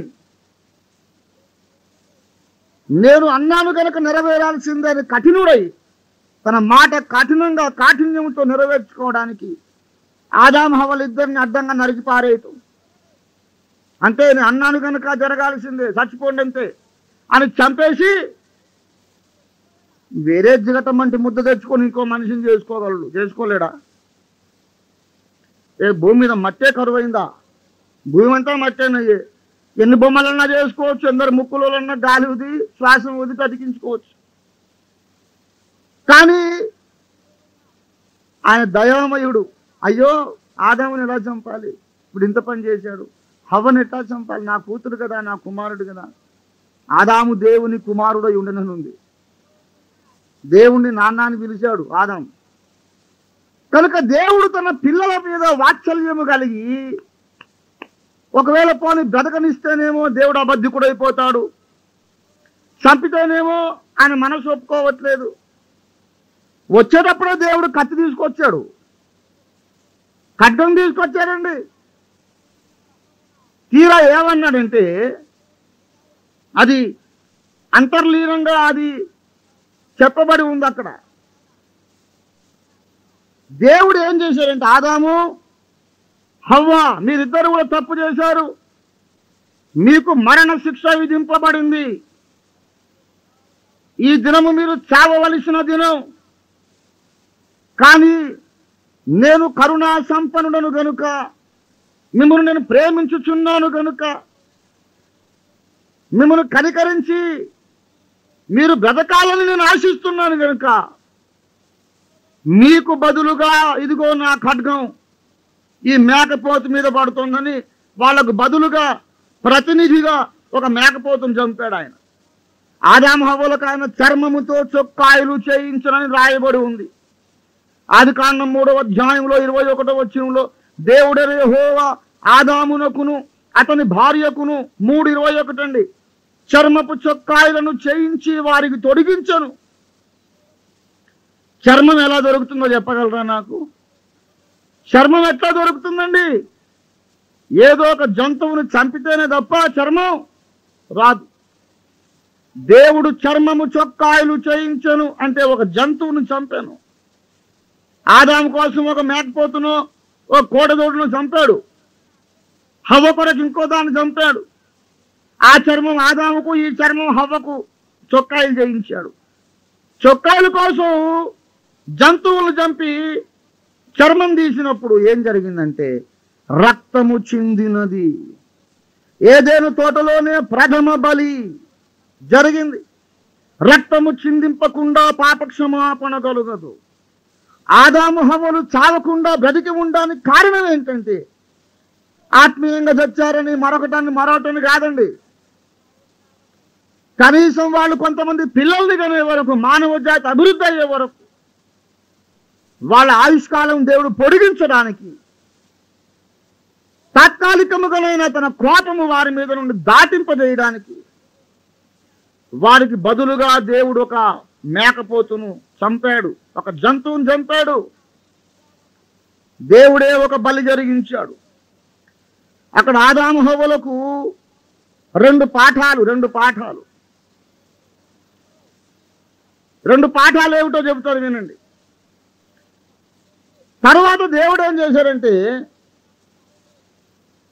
సర్పమును అడిగాడు, సర్పమా నీవెందుకు చేసావు పని? నీవి పని చేసితివి కనుక భూజంతువులన్నిట్లో నువ్వు శపించబడిన దానివై కడుపుతో నేల మీద ప్రాకుతూ మన్ను తింటూ ఉంటావు అని చెప్పి అన్నాడు. ఇదిగో నేను నీకును స్త్రీకిని వైరము పుట్టించదను, నీ సంతానమునకును స్త్రీ సంతానమునకు వైరం పుట్టించదను. నీవు ఆయనను మడమ మీద కొట్టుదువు. ఆయనంటే నీవంటే సర్పం, ఆయనంటే స్త్రీ సంతానాన్ని. ఆయన నిన్ను తల మీద కొట్టును అన్నాడు. ఏమండి, స్త్రీ సంతానం అనగా ఎవరంటే మనం అందరం స్త్రీ సంతానమే కాదా? మన స్త్రీకి పుట్టిన వాళ్ళు ఎవరైనా ఉన్నారు ఇక్కడ? అందరూ, అసలు ప్రపంచంలో ఎవరైనా స్త్రీకి పుట్టాల్సిందే. మరి ఒక ఆయన్ని స్పెషల్గా పట్టుకొని స్త్రీ సంతానం అనడం ఏంటి? మనమందరమును స్త్రీకిని పురుషునికిని సంతానం, ఇద్దరికి, ఒక్క స్త్రీకే కాదు. మనం చిన్నపిల్లల్ని ఎత్తుకొని చిన్నప్పుడు అప్పుడప్పుడు మాటలు వచ్చినప్పుడు పెద్దలు ఏదో మురికంగా అడుగుతుంటారు, రే నువ్వు మమ్మీ కొడుకువా డాడీ కొడుకువా చెప్పరా? వాడు కన్ఫ్యూజ్ అయిపోతాడు, ఏంటో ఈ మెంటల్ వాళ్ళు నన్ను ఇలా కన్ఫ్యూజ్ చేస్తున్నారు, నీకు కొడుకునే. మొన్నోసారి డాడీ ముద్దు పెట్టుకుంటే నా కొడుకు నా బంగారం అన్నాడు. మా అమ్మ కూడా ముద్దు పెట్టుకుని రోజు అదే మాట అంటుంది. నీకు కొడుకునా అంటే ఏమని చెప్పను? ఏమండి, పిల్లలు తెలివి మీరిపోయారు. వాళ్ళు ఏం చేస్తారంటే ఆ టైంకు ఎవరితో పని ఉందో వాళ్ళ కొడుకుని అంటారు. ఆకలేసింది అనుకో అమ్మ కొడుకుని అంటారు. అన్నం పెట్టాలి కదా. కడుపు నిండింది అనుకున్న, బొజ్జ నిండింది, శుభ్రంగా స్నానం అయిపోయింది, ఇంక ఇంట్లో పని లేదు, బోరు కొడుతుంది. డాడీ స్కూటర్ తీసుకొని బయటికి వెళ్తున్నాడు, నేను డాడీ కొడుకునుగా అని బయలుదేరుతాడు. ఇప్పుడు అమ్మ కొడుక నాన్న కొడుక వీడు? ఇద్దరికీ కుమారుడు. ఏమండి, కానీ ఈ మానవ చరిత్రలో ఒక ఆయన ఉన్నాడు, అసలు ఆయనకు నాన్న కొడుకు అంటానికి అసలు నాన్నే లేడు, ఒక అమ్మ కొడుకు మాత్రమే ఆయన మన ప్రభు అయిన యేసుక్రీస్తు. మరియమ్మ నవమాసాలు గర్భమును మోసి ఆయన్ని కన్నది, కానీ తన రక్తం ఇవ్వకపోయినా, రక్తాన్ని పంచి ఇవ్వకపోయినా ఊరికి ఆమె గర్భసంచి ఇన్క్యుబేటర్ లాగా పనిచేసింది అన్నమాట. ఆ మాత్రమైనా ఆమె మోసి కన్నది అమ్మని చెప్పుకోవడానికి. కానీ ఆయనకు తన రక్తాన్ని దానం చేసి పంచిచ్చిన పురుషుడు లేడు లేడు లేడు లేడు సర్వ మానవ కోటి అమ్మకు నాన్నకు ఇద్దరికి సంతానం.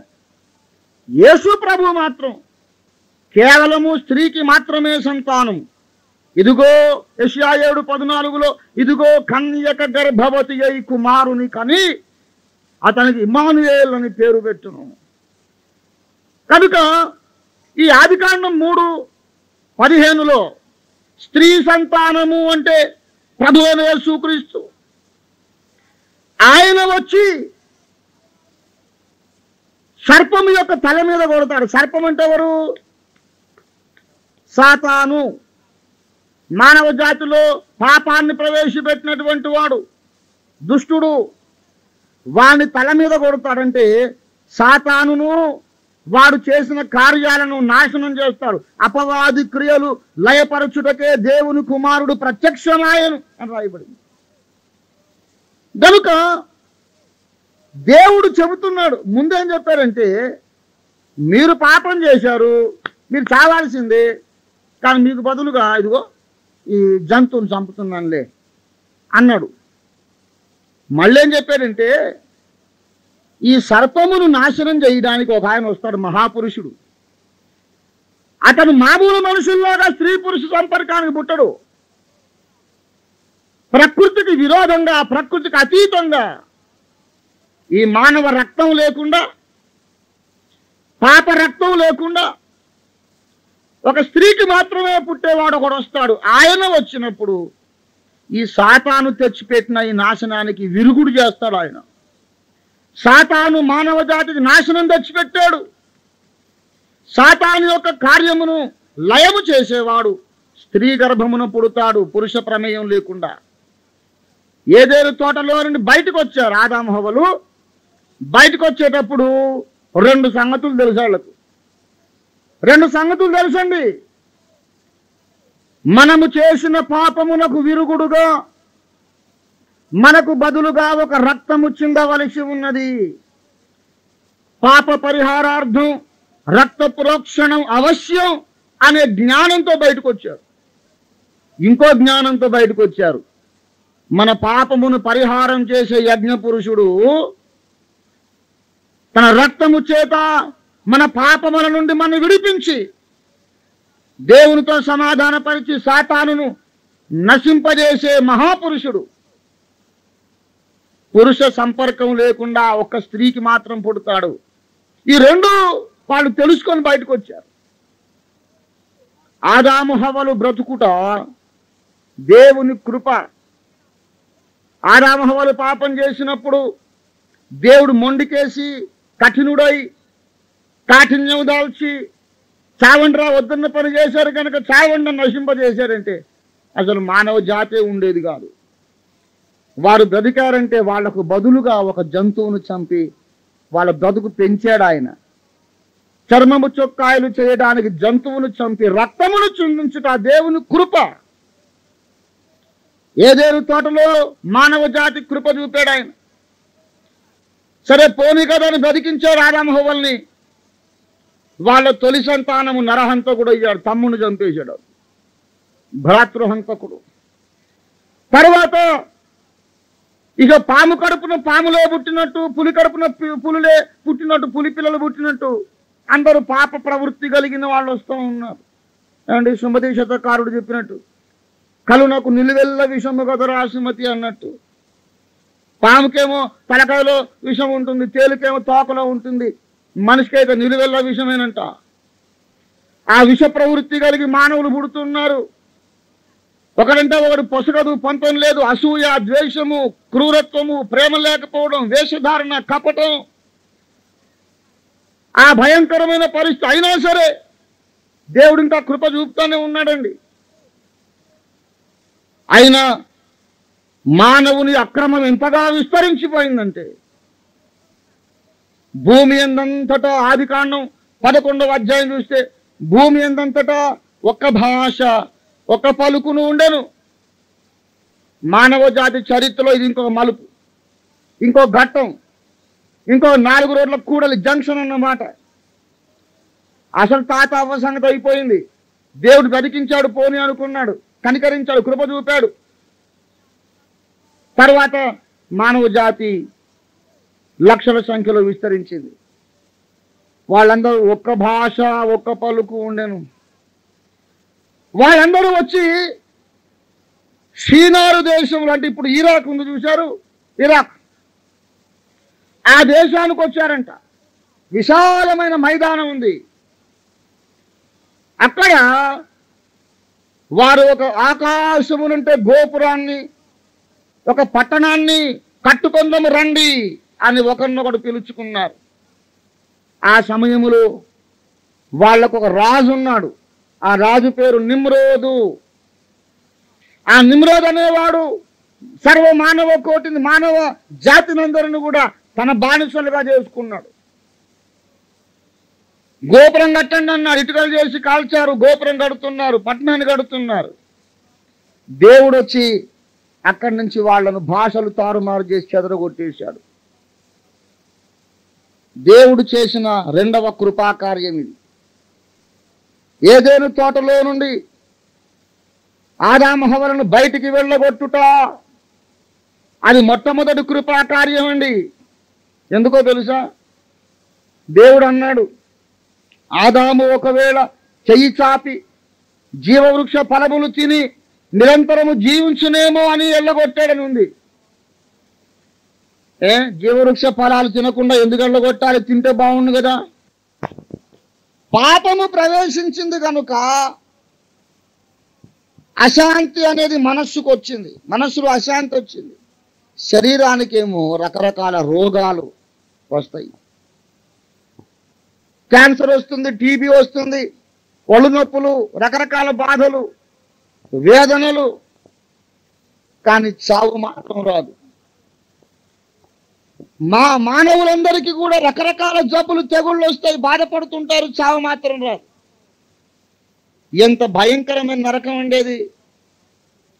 అందుకే దేవుడు, రే పాపంలో పడిపోయిన మీరు జీవవృక్ష ఫలాలు తినకుంటేనే మంచిది. హాస్పిటల్ మీరు విజిట్ చేయండి, గవర్నమెంట్ ఆసుపత్రి, ప్రభుత్వ ఆసుపత్రిలో క్యాన్సర్ హాస్పిటల్ ఉంది, టీబీ హాస్పిటల్ ఉంది. క్యాన్సర్ హాస్పిటల్కి వెళ్ళండి, ఎంత వేదన పడుతుంటారో ఆ మంచాన పడి ఉన్నటువంటి రోగులు. వాళ్ళు అంటారు, అయ్యా ఈ బాధ తట్టుకోలేకపోతున్నాను, కనీసం దేవుడన్నా తీసుకుపోతే బాగుండు, చావన్న రాదు నాకు, ఈ బాధ నేను తట్టుకోలేకపోతున్నానని, దేవుడు నన్ను తీసుకుపోతే బాగుండు, ప్రాణం తీసేస్తే బాగుండు, చచ్చిపోతే బాగుండు అని ఆశపడుతూ ఉంటారు. ఎందుకంటే వేదన తట్టుకోలేక. దేవునికి తెలుసు ముందు చూపుతావు, వీళ్ళు పాపం చేశారు కనుక రకరకాల రోగాలు వస్తాయి. రోగాలు వచ్చినప్పుడు ఒకే ఒక విడుదల ఏంటంటే మరణం అనేది వేదన నుండి విడిపిస్తుంది. ఈ శరీరాన్ని వదిలి వెళ్ళిపోయాడు అనుకోండి, బాధలు కూడా పోతాయి. అందుకే దేవుడు ఏమన్నాడంటే, నా మహిమను పోగొట్టుకున్నారు, చీకటితో నిండిపోయారు, పాపంతో నిండిపోయారు, ఈ స్థితిలో మీకు జీవవృక్ష ఫలాలు దొరకకూడదు. మీరు ఎప్పుడు తినాలంటే జీవవృక్ష ఫలాలు, మీ పాపమునకు నేను పరిహారం చేస్తాను. నేనే స్త్రీ సంతానమై పుట్టి మీ పాపమునకు పరిహారముగా నా రక్తము గార్చి యజ్ఞమై మిమ్మల్ని విమోచిస్తాను. స్త్రీ సంతానమై పుట్టి మీ పాపమునకు పరిహారముగా నా రక్తము గార్చి యజ్ఞమై మిమ్మల్ని విమోచిస్తాను. ఆ తర్వాత నేనే మీకు జీవవృక్ష ఫలాలు తెరిపిస్తాను. ప్రకటనలో చెప్పట్లే, జయించువానికి జీవవృక్ష ఫలములు భుజింపనిత్తును.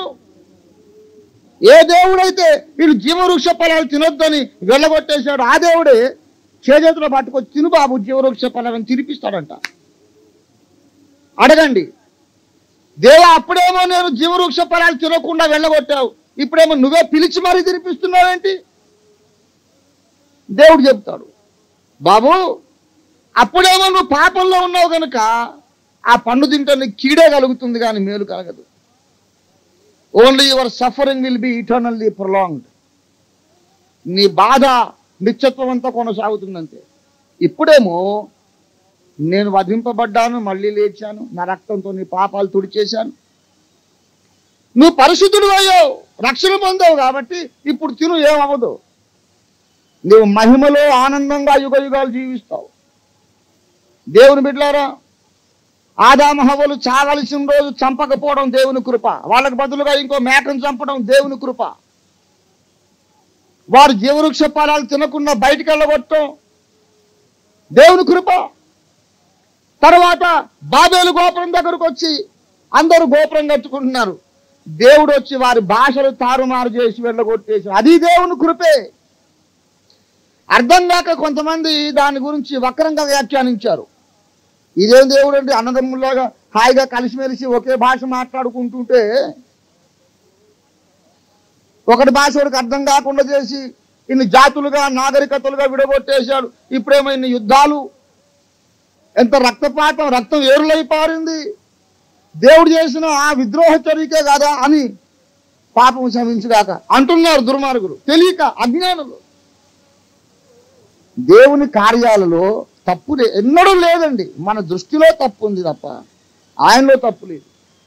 అసలు సంగతి ఏంటంటే, మొన్న ఒక 50 ఏళ్ల కిందట ఇరాక్ దేశంలో పురాతత్వ శాస్త్రవేత్తలు తవ్వారు. భూమితో ఎంత కుళ్ళబొడిచి తవ్వి పాతకాలం నాగరికతలు ఏమన్నా దొరుకుతాయా, ఆ అవశేషాలు, రాజశాసనాలు, అప్పటి కోటలు, అప్పటి పట్టణాలు, అటు పునాదులు ఏమన్నా దొరుకుతాయా అని తవ్వడం వాళ్ళకి అలవాటు. ఒక శాస్త్రవేత్తల బృందం పోయి ఇరాక్ దేశంలో తవ్వుతా ఉన్నారు. ఆ టైగ్రీస్, యూఫ్రటీస్ అనే నదుల మధ్య మానవ జాతి యొక్క క్రెడిల్ అన్నారు. ఆ Mesopotamian basin, the cradle of human civilization, మానవ జాతి యొక్క తొలి ఊయల అది అన్నారు. అక్కడ పెరిగింది మానవ జాతి. అక్కడి నుంచే ఆర్యులు, అక్కడి నుంచే ద్రావిడులు, అక్కడి నుంచే మంగోలియన్స్, అక్కడి నుంచి ఆంగ్లో సాక్సన్స్, అన్ని జాతులు అక్కడి నుంచే. కాబట్టి అక్కడికి వెళ్ళి తవ్వుతున్నారు. తవ్వుతుంటే అంతంత పెద్ద పునాదులు బయటపడ్డాయి. అదేమిటోనని చూశారు. అక్కడ ఒక రాతి పలక, ఒక మట్టి పలక దొరికింది. వాటిని తీసుకెళ్లి భాషా శాస్త్రవేత్తలకు ఇచ్చారు. వాళ్ళు చదివారు. అది దానికి వయసు ఎంత ఉంటుందోనని రేడియో కార్బన్ టెస్టింగ్ చేశారు. దాని వయస్సు క్రీస్తుకు పూర్వం 3000 సంవత్సరాల క్రితముదై ఉండవచ్చును అన్నారు. క్రీస్తుకు పూర్వం 3000 సంవత్సరాల కిందటిది అని. ఎప్పుడైతే ఈ వార్త వినబడిందో సకల దేశాల పరిశోధకులందరూ ఆసక్తిగా అక్కడికి పరిగెత్తుకొని వచ్చారు. ఆ మట్టి పలకలు ఒక్కొక్కటి మట్టితో చేసి రేగడి మన్నుతో కుమ్మరివాని బట్టిలో కాల్చినట్టుగా కాల్చి ఎర్రగా అయ్యేలాగా చేశారు. దాంట్లో రాసుండే అనమాట, ఈ రాజ్యము, ఈ పట్టణము, ఈ గోపురము నిర్మించిన నిర్మాణకుడు నిమ్రోద్ మహారాజు అని రాసింది అక్కడ. ఈ పట్టణము పేరు బాబెలు. ఆ పట్టణంలో జరిగిన పరిస్థితులు ఏమిటో అక్కడ ఆ శాసనంలో రాసున్నాయి.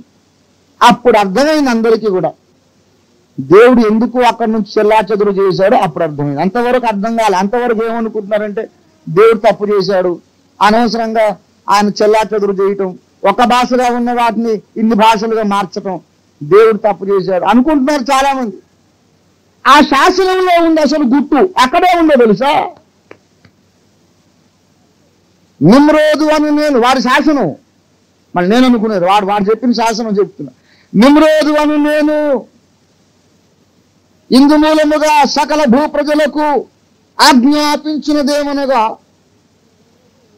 నన్ను, నా భార్యను, నా కుమారుణ్ణి దైవ కుటుంబముగా మీరు ఆరాధింపవలే. ఎవరైనా ఆరాధించనిచో తక్షణమే వాని తలనరికి చంపబడును, స్వేచ్ఛాదనము చేయబడును. సకల భూప్రజలు గ్రహించండి, నిమ్రోదు అను నేను సూర్యదేవుని అవతారమును, నా భార్య సెమిరమీస్ ఆకాశ రాణి అయి ఉన్నది. నాకును నా భార్యకు పుట్టినటువంటి చిన్న కుమారుడు తమ్మూజు, అతడే ఏదైనా తోటలో దేవుడు వాగ్దానము చేసిన స్త్రీ సంతానమై ఉన్నాడు. నేను సూర్యదేవుడను, నా భార్య ఆకాశరాణి, మా కొడుకేమో మానవ జాతి విమోచకుడైన స్త్రీ సంతానం. గనుక ఈ సత్యాన్ని గ్రహించి అందరూ మమ్మల్ని దేవుడుగా ఆరాధించండి. యెహోవా కాడు, ఇంకెవరు కాదు, ఎవరు దేవుడు కాదు, మేమే దైవ కుటుంబము. ఆరాధనకు పాత్రలు, మమ్మల్ని ఆరాధించండి, మమ్మల్ని ఆరాధించని వాడు కూడా వాడు తక్షణమే చంపబడునని ఆ శాసనంలో ఉంది. వారు అలా చేశారు. ఆ రోజుల్లో సర్వ మానవ జాతి వానికి భయపడి దాసోహమని మహాప్రభో ఇక నువ్వే దేవుడు అని అసలు దేవుణ్ణి మరిచి అందరూ ఈ దొంగ దేవుణ్ణి, కొత్త దేవుణ్ణి, ఈ నకిలీ దేవుణ్ణి ఆరాధించడం మొదలుపెట్టారు. దేవుడు దిగొచ్చి చూశాడన్నమాట. ఇక మీదట వారు చేయదలిచిన ఏ పనైనా చేయకుండా వారికి ఆటంకమే ఉండదు అన్నాడు. చూశారు. ఎందుకన్నాడంటే అన్ని ఇట్లాంటి పనులే చేయదలుచుకుంటారు. ఇక వాళ్ళు మంచి పని ఏది తలుచుకోరు. దేవునికి విరోధంగా అన్ని రకరకాల సిద్ధాంతాలు కల్పించి అసలు దేవుణ్ణి మరుగున పడేసి కొత్త దేవతలను సృష్టించడానికి మనుషులు పూనుకుంటారు. ఇప్పుడు దేవునికి రోషము క్రోధము కలిగినాయి. దేవుని ముందు రెండు మార్గాలు ఉన్నాయి. ఆకాశము నుండి అగ్నిని కురిపించి ఈ మానవ జాతి అంతటిని భస్మం చేయగలడు ఒక నిమిషంలో. ఆ తర్వాత సొదొమ గొమొర్రా మీద చేశాడు కదా, అలాగే అగ్నిగంధకాలు కురిపించి నాశనం చేయగలడు. అలా చేశాడు అనుకో, సచ్చి పరదేశంలో ఉన్న ఆదాము తాత అడుగుతాడు, ఏంటి ప్రభు స్త్రీ సంతానం అన్నావు, స్త్రీ సంతానమై పుట్టి సర్పాన్ని తలకాచితో కొట్టి మమ్మల్ని అందరినీ ఏదో ఉద్ధరిస్తానన్నావు, ఏమైంది? కోపం వచ్చి మొత్తం నా పిల్లలందరినీ నాశనం చేసేసావా? ఒక మనిషి మిగలలేదు, మానవ జాతే పోయింది. ఇక మరి నువ్వు నీ వాగ్దానం ఎప్పుడు నెరవేరుతుంది? నువ్వు స్త్రీ సంతానం ఎప్పుడు పుడతావు? మా పాపానికి ఎప్పుడు పరిహారం చేస్తావు? మానవ జాతిని దేవుడు సర్వనాశనం చేయగలడు ఆ బాబుల గోపురం దగ్గర. కానీ దేవుని వాగ్దానం భంగమైపోతుంది. అందుకే దేవుడు ఆలోచించాడు, ఈ మానవ జాతి ఇప్పుడప్పుడే నశించడానికి వీల్లేదు. మానవ జాతి బ్రతుకుండాలి, కొనసాగాలి. ఎప్పటిదాకా? కాలము సంపూర్ణమై స్త్రీ యందు దైవ కుమారుడు పుట్టేదాకా మానవ జాతి బ్రతుకుండాలి. ఆ పరిస్థితి ఇంకో 3000 ఏళ్ల దాకా వచ్చేటట్టు లేదు. కాలము సంపూర్ణం కావాలిగా. కనుక దేవుడు ఏం చేశారంటే, మానవ జాతి బ్రతికుండాలంటే ఈ నిమ్రోదు ఆరాధనా మతము చెల్లా చెదురు కావాలి. నిమ్రోదును ఆరాధించడం మానుకోవాలి వీళ్ళు. అందుకోసం ఈ నిమ్రోదు ఆరాధనా మతం భంగమై చెల్లా చెదురు కావడానికి ఒకే ఒక మార్గం, మానవ జాతి బ్రతుకుండాలి, ఈ నకిలీ మతం చచ్చిపోవాలి. మానవ జాతి బ్రతకాలి, ఈ నిమ్రోదు ఆరాధన మతం నాశనం కావాలి. దానికి ఒకటే మార్గం. అసలు ఒకరి భాష వాడికి అర్థం కాకుండా కన్ఫ్యూజన్ పెట్టేస్తే ఇక నిమ్రోదు వాడు చెప్పే ఉపన్యాసాలు ఎవరికి అర్థం కావు, వాడిని ఆరాధించడం మానేస్తారు. మానవ జాతి బ్రతుకుంటుంది, కొన్నాళ్ళు అయ్యాక నేను అవతారం ఎత్తుతాను అనుకున్నాడు దేవుడు. అందుకొరకు మానవ జాతి మీద ఎంతో ప్రేమ కలిగిన దేవుడు జాతి నాశనం కాకుండా కొరకు భాషల తారుమారు సృష్టించాడు బాబెలు గోపురం దగ్గర. ఆదాము హవ్వలు పండు తిన్న దినమున చావకపోవుట దేవుని కృప. పాపము ప్రవేశించిన తరువాత జీవవృక్ష ఫలాలు తినకుండా దేవుడు వెళ్ళగొట్ట దేవుని కృప. మొట్టమొదట నకిలీ మతాన్ని సృష్టించుకొని దేవుని కోపాగ్నికి గురైనటువంటి ప్రజలు నానా భాషలుగా విడిపోయి చెదిరిపోవుట దేవుని కృప. తర్వాత ఆయా జాతులుగా చెదిరిపోయిన తరువాత దేవుడు ఒక పని చేశాడండి. ఎన్ని భాషలుగా మారినా, ఎన్ని జాతులుగా విడిపోయినా, అన్ని జాతులలో దేవుడు తన గురించిన సాక్ష్యం ఉంచాడట. చకచకా చెప్పి ముగించి వేస్తాను దయచేసి చూడండి. అపొస్తలుల కార్యాలు 14వ అధ్యాయము 17వ వచనంలో ఇలాగ రాయబడి ఉన్నది. దేవుడు ఆయన 16 నుండి కూడా చూడండి. ఆయన గత కాలములలో సమస్త జనులను తమ తమ మార్గముల యందు నడవనిచ్చెను. ఆయన ఆకాశం నుండి మీకు వర్షమును ఫలవంతములను ఋతువులను దయచేయచ్చు, ఆహారమును అనుగ్రహించుచు, ఉల్లాసము చేత మీ హృదయములను నింపుచు. మేలు చేయుట చేత తన్ను గురించిన సాక్ష్యము లేకుండా చెయ్యలేదని బిగ్గరగా చెప్పిరి. ఏమండి, ఇక్కడ ఒకటే మాట, కీలకమైన మాట. మానవ జాతులు భూమి మీద వేరు వేరు దేశములలో చెల్లాచెదురైపోయినప్పుడు ఎవరు ఏ దేశానికి వెళ్ళినా, ఏ భాష మాట్లాడినా, ఏ రంగు మారినా, ఏ మతం పెట్టుకున్నా దేవుడు 2 పనులు చేశాడు. తన్ను గురించిన సాక్ష్యము లేకుండా చేయలేదు. అన్ని జాతుల వాళ్ళకి దేవుని గురించిన సాక్ష్యం ఉంది. ఎలాగుందంటే 3 రకాలుగా ఉంది. మొట్టమొదటి మాట గమనించండి, మనోవేదము. 3 వేదాలు ఉన్నాయి. రోమాపత్రిక 2వ అధ్యాయం 15వ వచనంలో ధర్మశాస్త్ర సారము మనుషుల హృదయముల మీద వ్రాయబడి ఉన్నది. ధర్మశాస్త్రపు సారము మనుషుల హృదయముల మీద వ్రాయబడి ఉన్నది. దాన్ని మనోవేదం అన్నాం. మనోవేదం. ఆ తర్వాత ఇంకొకటి ఉందండి, ఇంకో వేదం ఉంది. రోమాపత్రిక 1వ అధ్యాయం 20వ వచనం, దేవుని అదృశ్య లక్షణములు అనగా ఆయన నిత్య శక్తియు దేవత్వమును జగదుత్పత్తి మొదలుకొని సృష్టింపబడిన వస్తువులను ఆలోచించుట వలన తేటపడుచున్నవి. ప్రకృతిని గురించి ఆలోచిస్తే దేవుడు అర్థమైపోతాడట. మొదటిది మనోవేదము, రెండవది ప్రకృతి వేదము. మన మనస్సులో దేవుని గూర్చిన లక్షణాలు దేవుడు మనకు తెలియజేస్తున్నాడు. తర్వాత ప్రకృతిలో దేవుడు తన గురించిన సత్యాన్ని తెలియజేస్తున్నాడు. మూడవది లిఖిత వేదము. లిఖిత వేదం, మనోవేదం, ప్రకృతి వేదం, లిఖిత వేదం.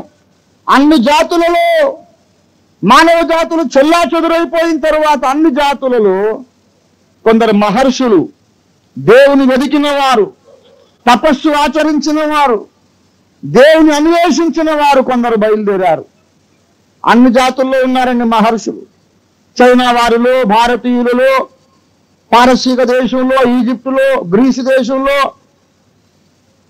ప్రాచీన కాలం ముందు ఉన్నటువంటి సకల జాతులలో కొంతమంది అడిగారు, దేవా నీవెవరవు, ఎక్కడుంటావు, సృష్టికర్త వేరే మిమ్మల్ని మేము ఎందుకు చూడలేకపోతున్నాం, ఎలా చూడాలి, మిమ్మల్ని ఎలా చేరుకోవాలి, నీవొకడు ఉన్నావని తెలుసు కానీ ఎక్కడున్నావో మాకు తెలియట్లేదు, ఎలా నిన్ను చేరుకోవాలో తెలియట్లేదు, మేము నిన్ను చేరుకోగల మార్గమును మాకు బయలుపరచు అని ముక్కు మూసుకొని కళ్ళు మూసుకొని ఎక్కడో అడవుల్లో తపస్సు చేసి శరీరాన్ని శుష్కింపజేసుకొని రాత్రి మొదలు ఏళ్ల తరబడి తపస్సు చేసి అన్వేషణ చేశారు.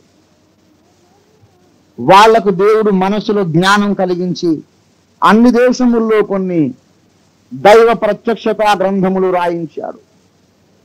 భారతదేశంలో ఆర్యులు వేదములు రాశారు. పారసీక దేశంలో జండవస్తా అనే గ్రంథం ఉన్నది. అలాగే చైనా దేశంలో, అన్ని దేశాల్లో, యూదా దేశంలో, అన్ని దేశముల్లో దేవునికి ప్రవక్తలు ఉన్నారు. ఇశ్రాయేలులోనే కాదండి, ఇశ్రాయేలు కాకుండా ఇతర దేశాల్లో కూడా ఆ రోజుల్లో ప్రవక్తలు ఉన్నారు. ఈ మాట చెబితే చాలా మందికి అభ్యంతరం కలుగుతుంది. నేను మీకు మాట చెబుతాను మీ మేలు కోరి.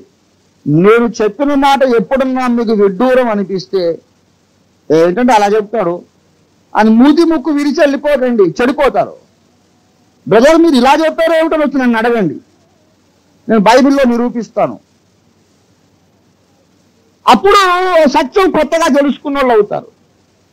ఇశ్రాయేలులోనే కాదు ఇతర జాతులలో కూడా దేవుని ఎరిగిన వాళ్ళు ఉన్నారు అని నేను చెప్పా.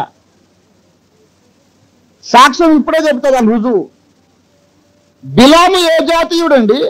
ఇశ్రాయేలీయుడా? బిలాము మోయాబీయుడు, అన్యుడు. అయినా యెహోవా అతని వద్దకు వచ్చి అని రాయబడింది. ఏ యెహోవా అయితే అబ్రహామును పిలిచెనో, ఏ యెహోవా మోషేను పిలిచెనో, ఏ యెహోవా ఇశ్రాయేలును ఐగుప్తు నుండి విమోచించెను, ఆ యెహోవా బిలాముకు ముఖాముఖి తెలుసు. అబ్రహాం సంతానం ఈ యొక్క సున్నతి పొందినటువంటి ఇశ్రాయేలు సంతానం కాదతడు, లోతు సంతానంలో నుంచి వచ్చాడు. లోతు సంతానంలో ఒకడు బెన్నమ్మి, ఒకడేమో మోయాబీయులు, తర్వాత అమ్మోనీయులు. ఏమండి, ఈ లోతు సంతానం వీళ్ళిద్దరు కూడా అక్రమంగా పుట్టినోళ్ళు. దేవుడు ఏమన్నాడంటే వారిలో అమ్మోనీయుల్లోనే కానీ మోయాబీయుల్లోనే కానీ 10వ తరము వాడైన యెహోవా సమాజంలో చేరకూడదు అన్నాడు. కానీ అందులోనే ఒకరిని ప్రవక్తగా అనుకున్నాడు. కనుక బిలామే మనకు సాక్ష్యం. ఇశ్రాయేల్లోనే కాదు, యేసుక్రీస్తు రాకముందు పూర్వకాలంలో కొందరు ప్రవక్తలు ఆయనకు భారతదేశంలో ఉన్నారు, మోయాబులో ఉన్నారు, చైనాలో ఉన్నారు. అందుకే సకల దేశముల ప్రవక్తలు యేసును గురించి ప్రవచించారు. ఈ విషయంలో పండిత ఫ్రాన్సిస్ గారు చక్కటి పాట రాశారు, సంగీత రూపకంగా ఉపదేశం చేశారు, చక్కటి సాక్షార్థమైన పాట. లార్డ్ ప్రవచన పురుషుడు క్రీస్తు ప్రభు, పరిశోధించుడి వేదముల నీలా గ్రంథముల నీలా, ప్రవచన పురుషుడు క్రీస్తు ప్రభు.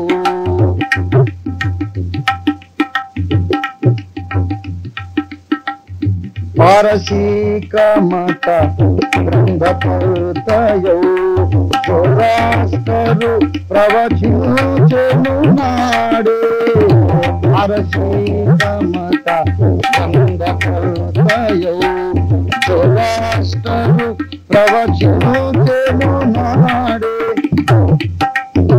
పరమాత్ముడు ధర అవతరించగని చతురతని నక్షత్రము మీదని, పరమాత్ముడు ధర అవతరించగని చతురతని నక్షత్రము మీదని, ప్రవచన పురుషుడు క్రీస్తు ప్రభు, పరిశోధించుడి గ్రంథముల నీలా లేఖనముల నీలా, ప్రభు క్రీస్తు ప్రభు.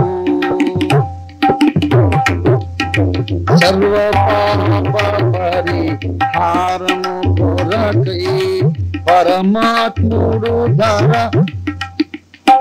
సర్వ పాప పరిహారము కొరకై పరమాత్ముడు రుధిరము గార్చుయని, సర్వ పాప పరిహారము కొరకై పరమాత్ముడు రుధిరము గార్చుయని, ప్రవచించెను ధర బ్రాహ్మణ గ్రంథము, ప్రవచించెను ధర బ్రాహ్మణ గ్రంథము, క్రీస్తుకు పూర్వమే భరత ఖండమున ప్రవచన పురుషుడు క్రీస్తు ప్రభు,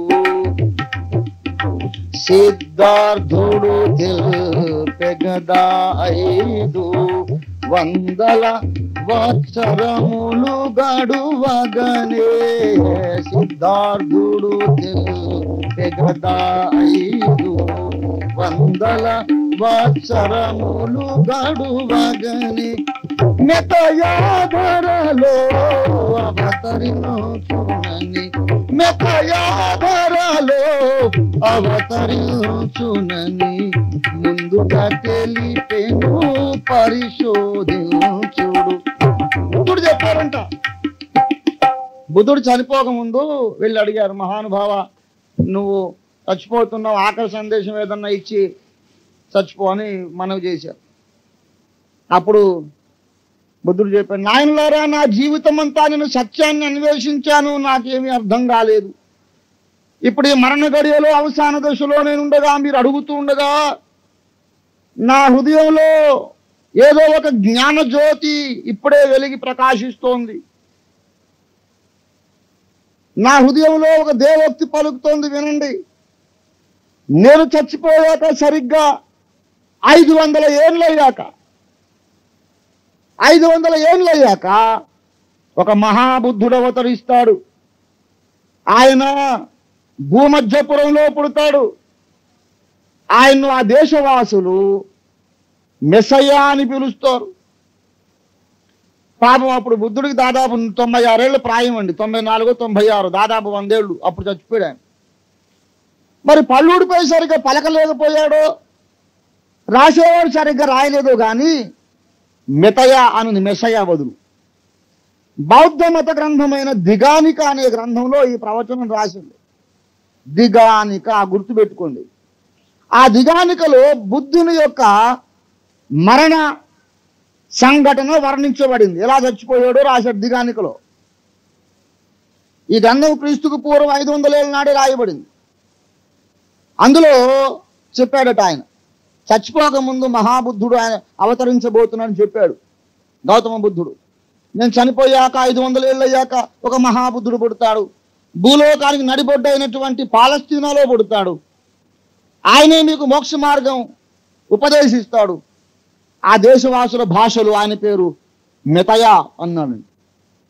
ఏమండి, దేవుడు తన్ను కూర్చున్న సాక్ష్యము లేకుండా చేయలేదు. అది నేను మాట్లాడుతున్న అంశం. నేను సకల మానవ కోటి రక్షింపబడినట్లు ఎంత చెయ్యాలో అంత చేశాను. ఓ మానవులారా, మీరు నాకు న్యాయం చెప్పండి, న్యాయం తీర్చండి. మీరు నశించిపోకుండా నరకాగ్నిగుండంలో పడిపోకుండా మీ కొరకు ఎంత చెయ్యాలో అంత చేశాను. మీకు చేసిన దానికంటే ఇంకా ఎక్కువ ఏం చేయమంటారు? మీ జాతి మూల పితరులు పాపం చేసినప్పుడు వాళ్లకు బదులుగా ఒక జంతువుని చంపి వాళ్ళని బ్రతికించాను. ఇంకేం చేయమంటారు? వాళ్ళు వ్యాధిగ్రస్తులై దీర్ఘకాలము జీవించి నిరంతరము శ్రమ పడకుండా మరణము ద్వారా శ్రమ తప్పించుకోవడానికి వాళ్లకు జీవవృక్షం అందకుండా చేశాను. ఇంకేం చేయమంటారు? మానవ జాతంతో ఒక్కటై సాతానును ఆరాధించే మతం పెట్టుకొని నా కోపానికి గురైనప్పుడు నా కోపం బిగబట్టుకొని కోపంలో కూడా వాత్సల్యాన్ని జ్ఞాపకం చేసుకొని అయ్యో నా పిల్లలు నశించకుండా నేను అవతారం ఎత్తేదాకా బ్రతకాలని వాళ్ళ భాషలు తారుమారు చేసి బ్రతికించే వాళ్ళను ఇంకేం చేయమంటారు? ఆయా దేశముల్లోనికి చెదిరిపోయిన తర్వాత కూడా వాళ్ళు ప్రవక్తలను లేవనెత్తాను, మహర్షులను లేవనెత్తాను. నన్ను గూర్చిన జ్ఞానము వారికి అనుగ్రహించి అన్ని గ్రంథములలో నన్ను గూర్చిన సాక్ష్యం రాయించాను. భారతదేశంలో మహర్షులు వేదములలో, బ్రాహ్మణ గ్రంథముల్లో, ఉపనిషత్తుల్లో రాశారు. తాండియ మహాబ్రాహ్మణం, శతపథ మహాబ్రాహ్మణం, ఏమండి, ఇలాంటి ఎన్నో గ్రంథాలు రాశారన్నమాట. ఆనాడు ప్రవక్తలు అడిగారు, దేవా నిన్ను ఎలా తెలుసుకోవాలి, ఎలా చేరుకోవాలి? దేవుడు వాళ్ళకు చెప్పాడు, ఇదిగో నేను పరిశుద్ధుడను, మీరు పాపములో ఉన్నారు గనుక మీరు నన్ను కలుసుకోవాలంటే ముందు మీ పాపం పరిహారం కావాలి. వెలుగు ఉన్న చోట చీకటి ఉండదు. పరిశుద్ధుడను నేనున్న చోట పాపం మానవులు ఉండలేరు. మానవులు నన్ను కలుసుకోవడం నాకు ఇష్టమే, మీకు ఇష్టమే, కానీ కుదరదు. నేను వెలుగు, మీరు చీకటి. నేను పరిశుద్ధుడిని, మీరు పాపులు. మీరు నన్ను కలుసుకోవాలంటే మీ పాపం పరిహారం కావాలి. మరి పాపం పరిహారం కావాలంటే ఎలాగా? ఏం చేస్తే పరిహారం అవుతుంది? దేవుడు అన్నాడు, రక్తము చిందింపకుండా పాప క్షమాపణ కలుగదు అన్నాడు. రక్తము చిందింపకుండా పాప క్షమాపణ కలుగదంటే ఇప్పటికిప్పుడే చిందిస్తాం నాయన, బోల్డను గొర్రెలు, మేకలు, కోళ్ళు, పావురాలు ఉన్నాయి, ఏదన్నా వాడు కోస్తాం. దేవుడు చెప్పాడు, పిచ్చోళ్ళారా, మీరు కార్చే రక్తం కాదు, నేనే దిగి వచ్చి నరావతారుడినై నేను మీకోసం మరణించాలి, అప్పుడే మీకు పాప పరిహారం కలుగుతుందని చెప్పి అందుకే వాళ్ళు రాసుకున్నారు, సర్వపాప పరిహరో రక్త ప్రోక్షణం అవశ్యం, తద్రక్తం పరమాత్మేన పుణ్యదాన బలియాగం. అన్ని పాపములు పరిహారమగుట కొరకు రక్త ప్రోక్షణము జరగక తప్పదు. ఆ రక్తము పరమాత్ముడే దిగి వచ్చి చిందించవలే అని రాసు. తన్ను కూర్చిన సాక్ష్యము లేకుండా చేయలేదు. చైనా దేశంలో కన్ఫ్యూషియస్ అనే మహర్షి ఆయన చెప్పాడు, పుట్టబోయేవాడు మానవ జాతిని ఉద్ధరించడానికి, రక్షించడానికి పుట్టబోయేవాడు పరిశుద్ధుడై ఉంటాడు. కామ, క్రోధ, లోభ, మోహ, మదమాత్సర్యములు లేనివాడై పరిశుద్ధముగా బ్రతుకుతాడు. నేను పరిశుద్ధుడని ప్రకటించుకునేవాడే మానవ జాతికి రక్షకుడు. అతడు పాలస్తీనాలో పుట్టబోతున్నాడు. చైనా దేశపు భక్తుండైనా కన్ఫ్యూషియస్ తెలిపేను ముందుగానే. చైనా దేశపు భక్తుండైనా కన్ఫ్యూషియస్ తెలిపేను ముందుగానే. పరిశుద్ధుడు పాలస్తీనాలో, పరిశుద్ధుడు పాలస్తీనాలో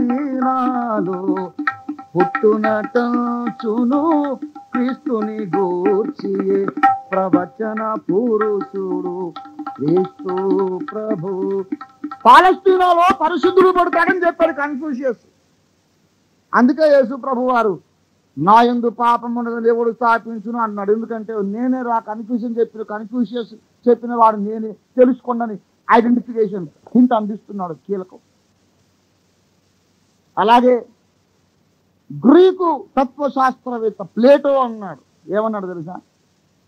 మనము ఈ నగరం నుంచి ఆ నగరానికి, ఆ నగరం నుంచి నగరానికి రోడ్లు వేసుకుంటున్నాము, మంచిదే.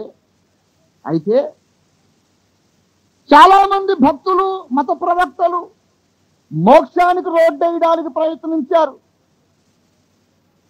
అయితే పరలోకానికి మార్గం ఇక్కడి నుంచి మనం వేయలేము. పరలోకానికి మార్గం రోడ్డు వేసేవాడు, వంతెన వేసేవాడు అక్కడి నుంచి రావాలి. దేవుడు దిగొచ్చి భూమి మీదకి వస్తే ఇక్కడి నుంచి అక్కడికి దారి ఏర్పడుతుంది. దేవుడు అవతరించకపోతే, దేవుడు మనిషి అయి పుట్టకపోతే మానవ జాతి నుంచి అక్కడికి వంతెన ఏర్పడదు. ఈ సంగతి మీకు గుర్తుపట్టడానికి అవతరించిన దేవుడు అవతారం ఎత్తినప్పుడు నేనే మార్గమును అని చెప్పుకుంటాడు అని చెప్పాడన్నమాట ప్లేటో. పరమాత్ముడు భూమి మీద పుట్టకపోతే పరలోకానికి చేర్చే మార్గము లేదు, దేవుడు పుట్టినప్పుడు ఆయనే మార్గం అవుతాడు అన్నాడు. అందుకే యేసు ప్రభు వారు యోహాను 14:6లో నేనే మార్గమును అన్నాడు. నేనే మార్గము అనగానే అంతకుముందు 300-400 ఏళ్ల నుంచి ప్లేటో బోధలు ఉన్నాయి అక్కడ. ఏమండి, క్రీస్తుకు పూర్వం 300 ఏళ్లకు పూర్వం ప్లేటో చెప్పాడు దేవుడు అవతరించినప్పుడు ఆయనే మార్గం అవుతాడు. ఆ ప్లేటో శిష్యులు ఎవరన్నా ఉంటే వాళ్ళు వెన్న టక్యమని గుర్తు చేసుకుంటారు. నేనే మార్గం అనగానే ఓహో మా గురువు గారు చెప్పిన నేనే రాబోలేదు. ఇంకేం చేయమంటారండి? అన్ని గ్రంథాల్లో యేసును కూర్చున్న సాక్ష్యం ఉంది, కానీ అసలు ఎవరి గ్రంథాలు వాళ్ళే చదువుకోవట్లా. ఒకసారి నేను వీధి ప్రసంగం చేస్తున్నా బైబిల్ పట్టుకుని.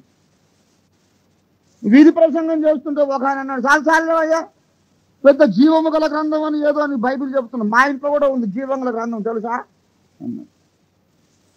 నేను అన్నాను, సోదరుడా ఉన్నది నిజమే,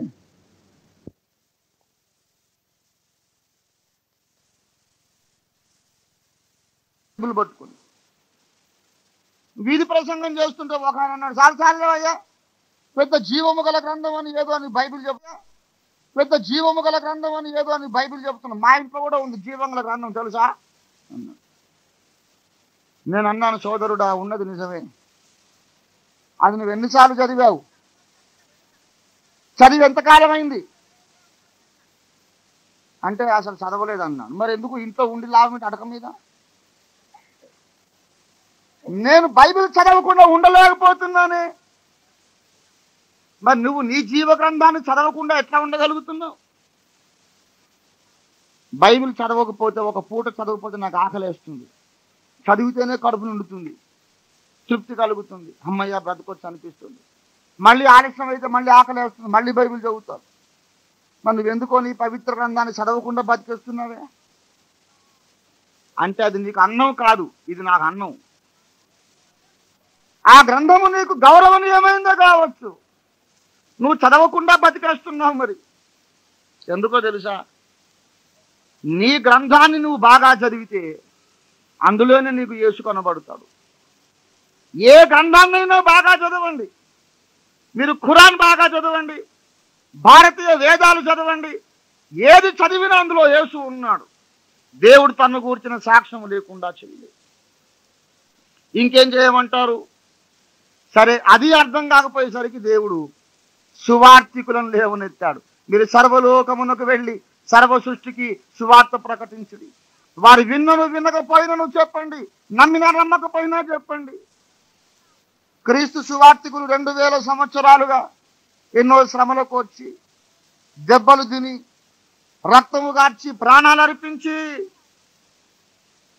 ఏమండి ఎంతో భయంకరమైన శ్రమలకు గురై అనేక మంది హతసాక్షులుగా మరణించి సువార్తను మారుమూల గ్రామాలకు తీసుకొచ్చారు. ఈ ప్రాంతానికి అయ్యగారు, విక్టర్ జోసెఫ్ అయ్యగారు ఈ ప్రాంతానికి సువార్త తెచ్చినప్పుడు ఈ రోడ్లు ఉన్నాయా, ఈ బస్సులు ఉన్నాయా, కొండంతా ఎక్కి దిగాలి, కాలినడకన ఎక్కాలి, కాలినడకన దిగాలి. పెద్ద పులులు, ఎలుగుబంట్లు, అడవి పందులు. ఓసారి వారి అనుభవాలు చెబుతుంటే ఒళ్ళు గగురు పొడిచింది. రోడ్డు మీదకి వెళ్తే కుక్కరిస్తే భయపడతాం మనం. ఓసారి ఆయన మీదకి అడవి పందు వచ్చిందంట, పెద్ద దంతాలు.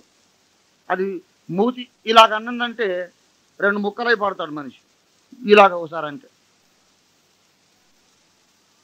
పెద్ద పులి ఒకసారి. ఎన్నో లెక్కలేనండి ఎదుర్కొన్నాను ఆయన అని చెప్పారు.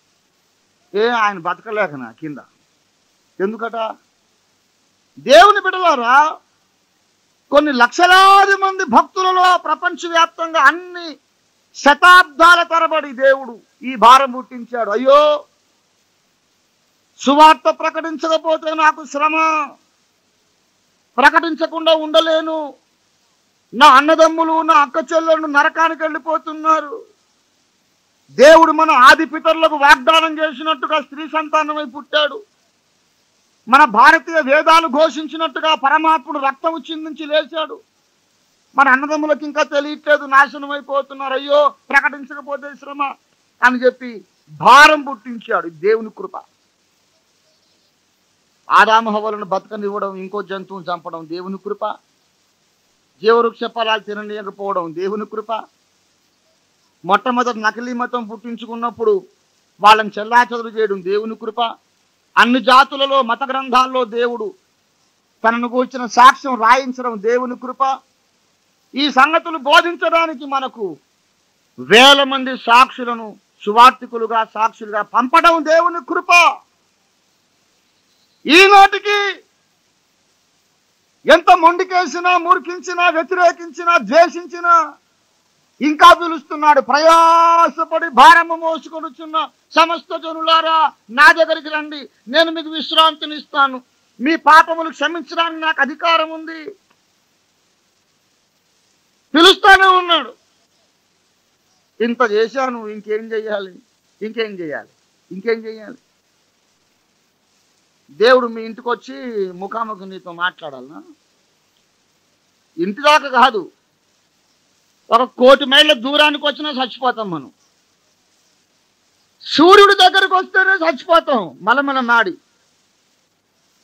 కోటి సూర్యుల మేటి ఆ పరమాత్ముడు సంపూర్ణ మహిమలో వచ్చాడంటే చచ్చిపోతాం. అందుకే ప్రవక్తలను పంపుతున్నాడు, గ్రంథాలు రాయిస్తున్నాడు, అంతరాత్మలో స్వరం వినబడి చేస్తున్నాడు. ఇంత చేసినా ఇంకా రక్షణ పొందకపోతే ఆయన ఏం చేయగలడు? నేను చేసేదంతా చేశాను, మీరెందుకు రక్షణ పొందడం లేదో చెప్పండి అని అడుగుతున్నాడు. అని చెబుతావా? కళ్ళు మూసుకొని ప్రార్థన చేసి మోకరించి చెబుతాం దేవునికి మన జవాబు. ప్రార్థన చేసుకుందాం, అందరూ తలలు వంచండి. నీవు నాతో మాట్లాడేవుతుంది, నీ సందేశం విన్నాను, నీ స్వరం వినబడింది. ప్రభువా, నీకు స్తోత్రము. నేను రక్షణ పొందటానికి అవసరమైనదంతా నువ్వు చేశావు. మానవ జాతి చరిత్ర అంతట్లో ఎక్కడ చూసినా నీ కృపే కనబడుతున్నది. నా బ్రతుకులో కూడా ఎన్నోసార్లు నీ కృప అనుభవించాను. ఎన్నోసార్లు నేను చావవలసిన వాడను, చావవలసిన దానను. మరణాపాయము నుంచి, గండముల నుంచి విడిపించి ఈ కూటములో నీ వాక్యం వినేదాకా నన్ను దొరికించావు తండ్రి. నీ సత్యాన్ని విన్నాను. నా రక్షణ కొరకు నువ్వు చేయాల్సిందంతా చేశావు. నేనే సరిగా ప్రతిస్పందించలేదు తండ్రి. ఎదుగో తండ్రి, నా హృదయము నీకు అర్పిస్తున్నాను అని ప్రార్థన చేయండి. ప్రభువా, నా హృదయంలోనికి రా. యేసు, నీవేదో కులం తక్కువ వాళ్ళ దేవుడివి కాదు, అమెరికా దేవుడివి కాదు, మానవ జాతిని సృష్టించిన దేవుడవు. ప్రకృతి వేదము ద్వారా, మనోవేదము ద్వారా, లిఖిత వేదము ద్వారా నాకు కనబడుతున్న దేవుడవు, నిజమైన దేవుడవు, అసలైన రక్షకుడవు. నాకు అర్థమైంది తండ్రి. నా హృదయాన్ని తెరుస్తున్నాను, నాలోనికి రా యేసయ్యా అని అడగండి, ప్రార్థన చేయండి. ఇదివరకే రక్షణ పొందిన వారు ఇతరుల కొరకు ప్రార్థించండి. ఇంతవరకు రక్షణ పొందిన వారు తలుపులు తెరచి హృదయపు ద్వారము తీసి యేసును లోపలికి ఆహ్వానించండి. నేడే రక్షణ దినం, ఇదే మిక్కిలి అనుకూల సమయం. రేపు రక్షణ పొందుతాను అనుకోకు సోదరుడా. రేపు నీది కాదు. ఈ రాత్రి నిద్రపోతావు, రేపు మేలుకొంటావని నీకు గ్యారంటీ ఎక్కడిది? ఎవరిచ్చారు? రాత్రి నిద్రపోయి నిద్రలోనే చచ్చిపోయిన వారెందరో ఉన్నారు. ఇక్కడ నుంచి ఇంటికైనా నువ్వు ప్రాణాలతో వెళుతావని నీకు నమ్మకం ఏంటి? ఏ క్షణమైనా మన ప్రాణాలు వెళ్ళిపోవచ్చు. ఈ సమయాన్ని జార విడుచుకోవద్దు. మరొక దినం రక్షణ పొందుతానని వాయిదా వేయొద్దు. This is the day of salvation. నేడే రక్షణ దినం. యేసయ్యా, నన్ను రక్షించు, నీ రక్తముతో కడుగు, నా విధేయతను మూర్ఖత్వాన్ని మన్నించు, క్షమించు, నన్ను నీ బిడ్డగా చేసుకో, నీ పరలోక రాజ్య వారసునిగా చెయ్యి. నరకంలో పడిపోకుండా నన్ను రక్షించడానికి నీ ఒక్కడవే సమర్థుడవని నమ్ముతున్నాను. ఇంకెవరు నా కోసం ప్రాణం పెట్టలేదు తండ్రి. నీ ఒక్కడవే నా కోసం రక్తమును కార్చి చనిపోయి లేచావు. యేసయ్యా, నా పాపములు క్షమించమని అడగండి. జన్మకర్మ పాపములు యేసు రక్తము ద్వారా కడుక్కోనండి. ప్రార్థన చేద్దాం. ప్రేమ నమ్మకము కలిగిన మా మిక్కిలి కనికర సంపూర్ణమైన మా కన్న తండ్రి, మానవ జాతి చరిత్రలోను, మా సొంత బ్రతుకు యొక్క చరిత్రలో, మా జీవిత అనుభవములో ఎక్కడ చూసినా నీ కృపే కనబడుతోంది స్వామి. ఎన్నోసార్లు చావవలసిన జాతి మాది, నాశనం కావలసిన జాతి. తొలిఘట్టంలోనే నాశనం కావాలి, మలిఘట్టంలో నాశనం కావాలి. ఇప్పటిదాకా కాలేదు తండ్రి. మానవ జాతి ఇంకా ఈ గ్రహం మీద ఉన్నదంటే నీ కృపే ప్రభువా. మేము పుట్టింది మొదలుకొని ఇంతవరకు ఎన్నో ప్రాణాపాయములు, గండములు దాటించావు. ఇంకా ఉన్నామంటే నీ కృప ప్రభువా. మేము రక్షణ పొందటానికే నీవు కృప, నీ ద్వారములను తీసి ఉంచావు, నీ కృపా ద్వారాన్ని తీసి ఉంచావు. నీ యొక్క కాలమును, సమయాన్ని, ఇంకా రక్షణ దినాన్ని పొడిగిస్తున్నావు తండ్రి. హితవత్సరాన్ని పొడిగిస్తున్నావు. ఇంత చేసినా మేము ఇంకా రక్షణ పొందకపోతే నువ్వు ఇంకా చేయగలిగిందేమీ లేదని భయంకరమైన వార్త మేము విన్నాం. ఇప్పుడు బాధ్యత మా మీద ఉన్నది. దేవా, నువ్వు చేయవలసిందంతా చేసేసావు. బాధ్యత మా మీద ఉన్నది. రక్షణ పొందిన వారు రక్షణ పొందినట్లును, రక్షణ పొందిన వారు సువార్త ప్రకటన కొరకు శేష జీవితాన్ని అంకితము చేయనట్లును మీరు నీ ఆత్మకార్యము చేయమని ప్రార్థన చేస్తున్నాం. రక్షణ పొందిన వారు ఈ రాత్రే రక్షణ పొందడానికి సహాయము చేయండి. ఇదివరకే రక్షణ పొందిన వారు, అయ్యో సువార్త ప్రకటించకపోతే నాకు శ్రమ అన్న భారము పొందుకొనుటకు సహాయం చేయండి. మా దేశమును రక్షించండి ప్రభువా. మా దేశ ప్రజలందరూ దేవా నీతో సహవాసము చేయడానికి సహాయం చేయండి. అద్వితీయ సత్య దేవుడవైన నిన్ను, నిజమైన లోకరక్షకుడవైన నిన్ను 50 మంది భారతీయులు, ప్రపంచ ప్రజలందరూ కూడా తెలుసుకొని మోక్ష రాజ్య వారసులై తరించే కృప దయచేయమని యేసు నామమున వేడుచున్నాము తండ్రి. మన తండ్రి అయిన దేవుని ప్రేమ, మన రక్షకుడని యేసునాథుని శాశ్వత కృప, పరిశుద్ధాత్మ దేవునితో దివ్య మనోహర సహవాసం చేరివచ్చి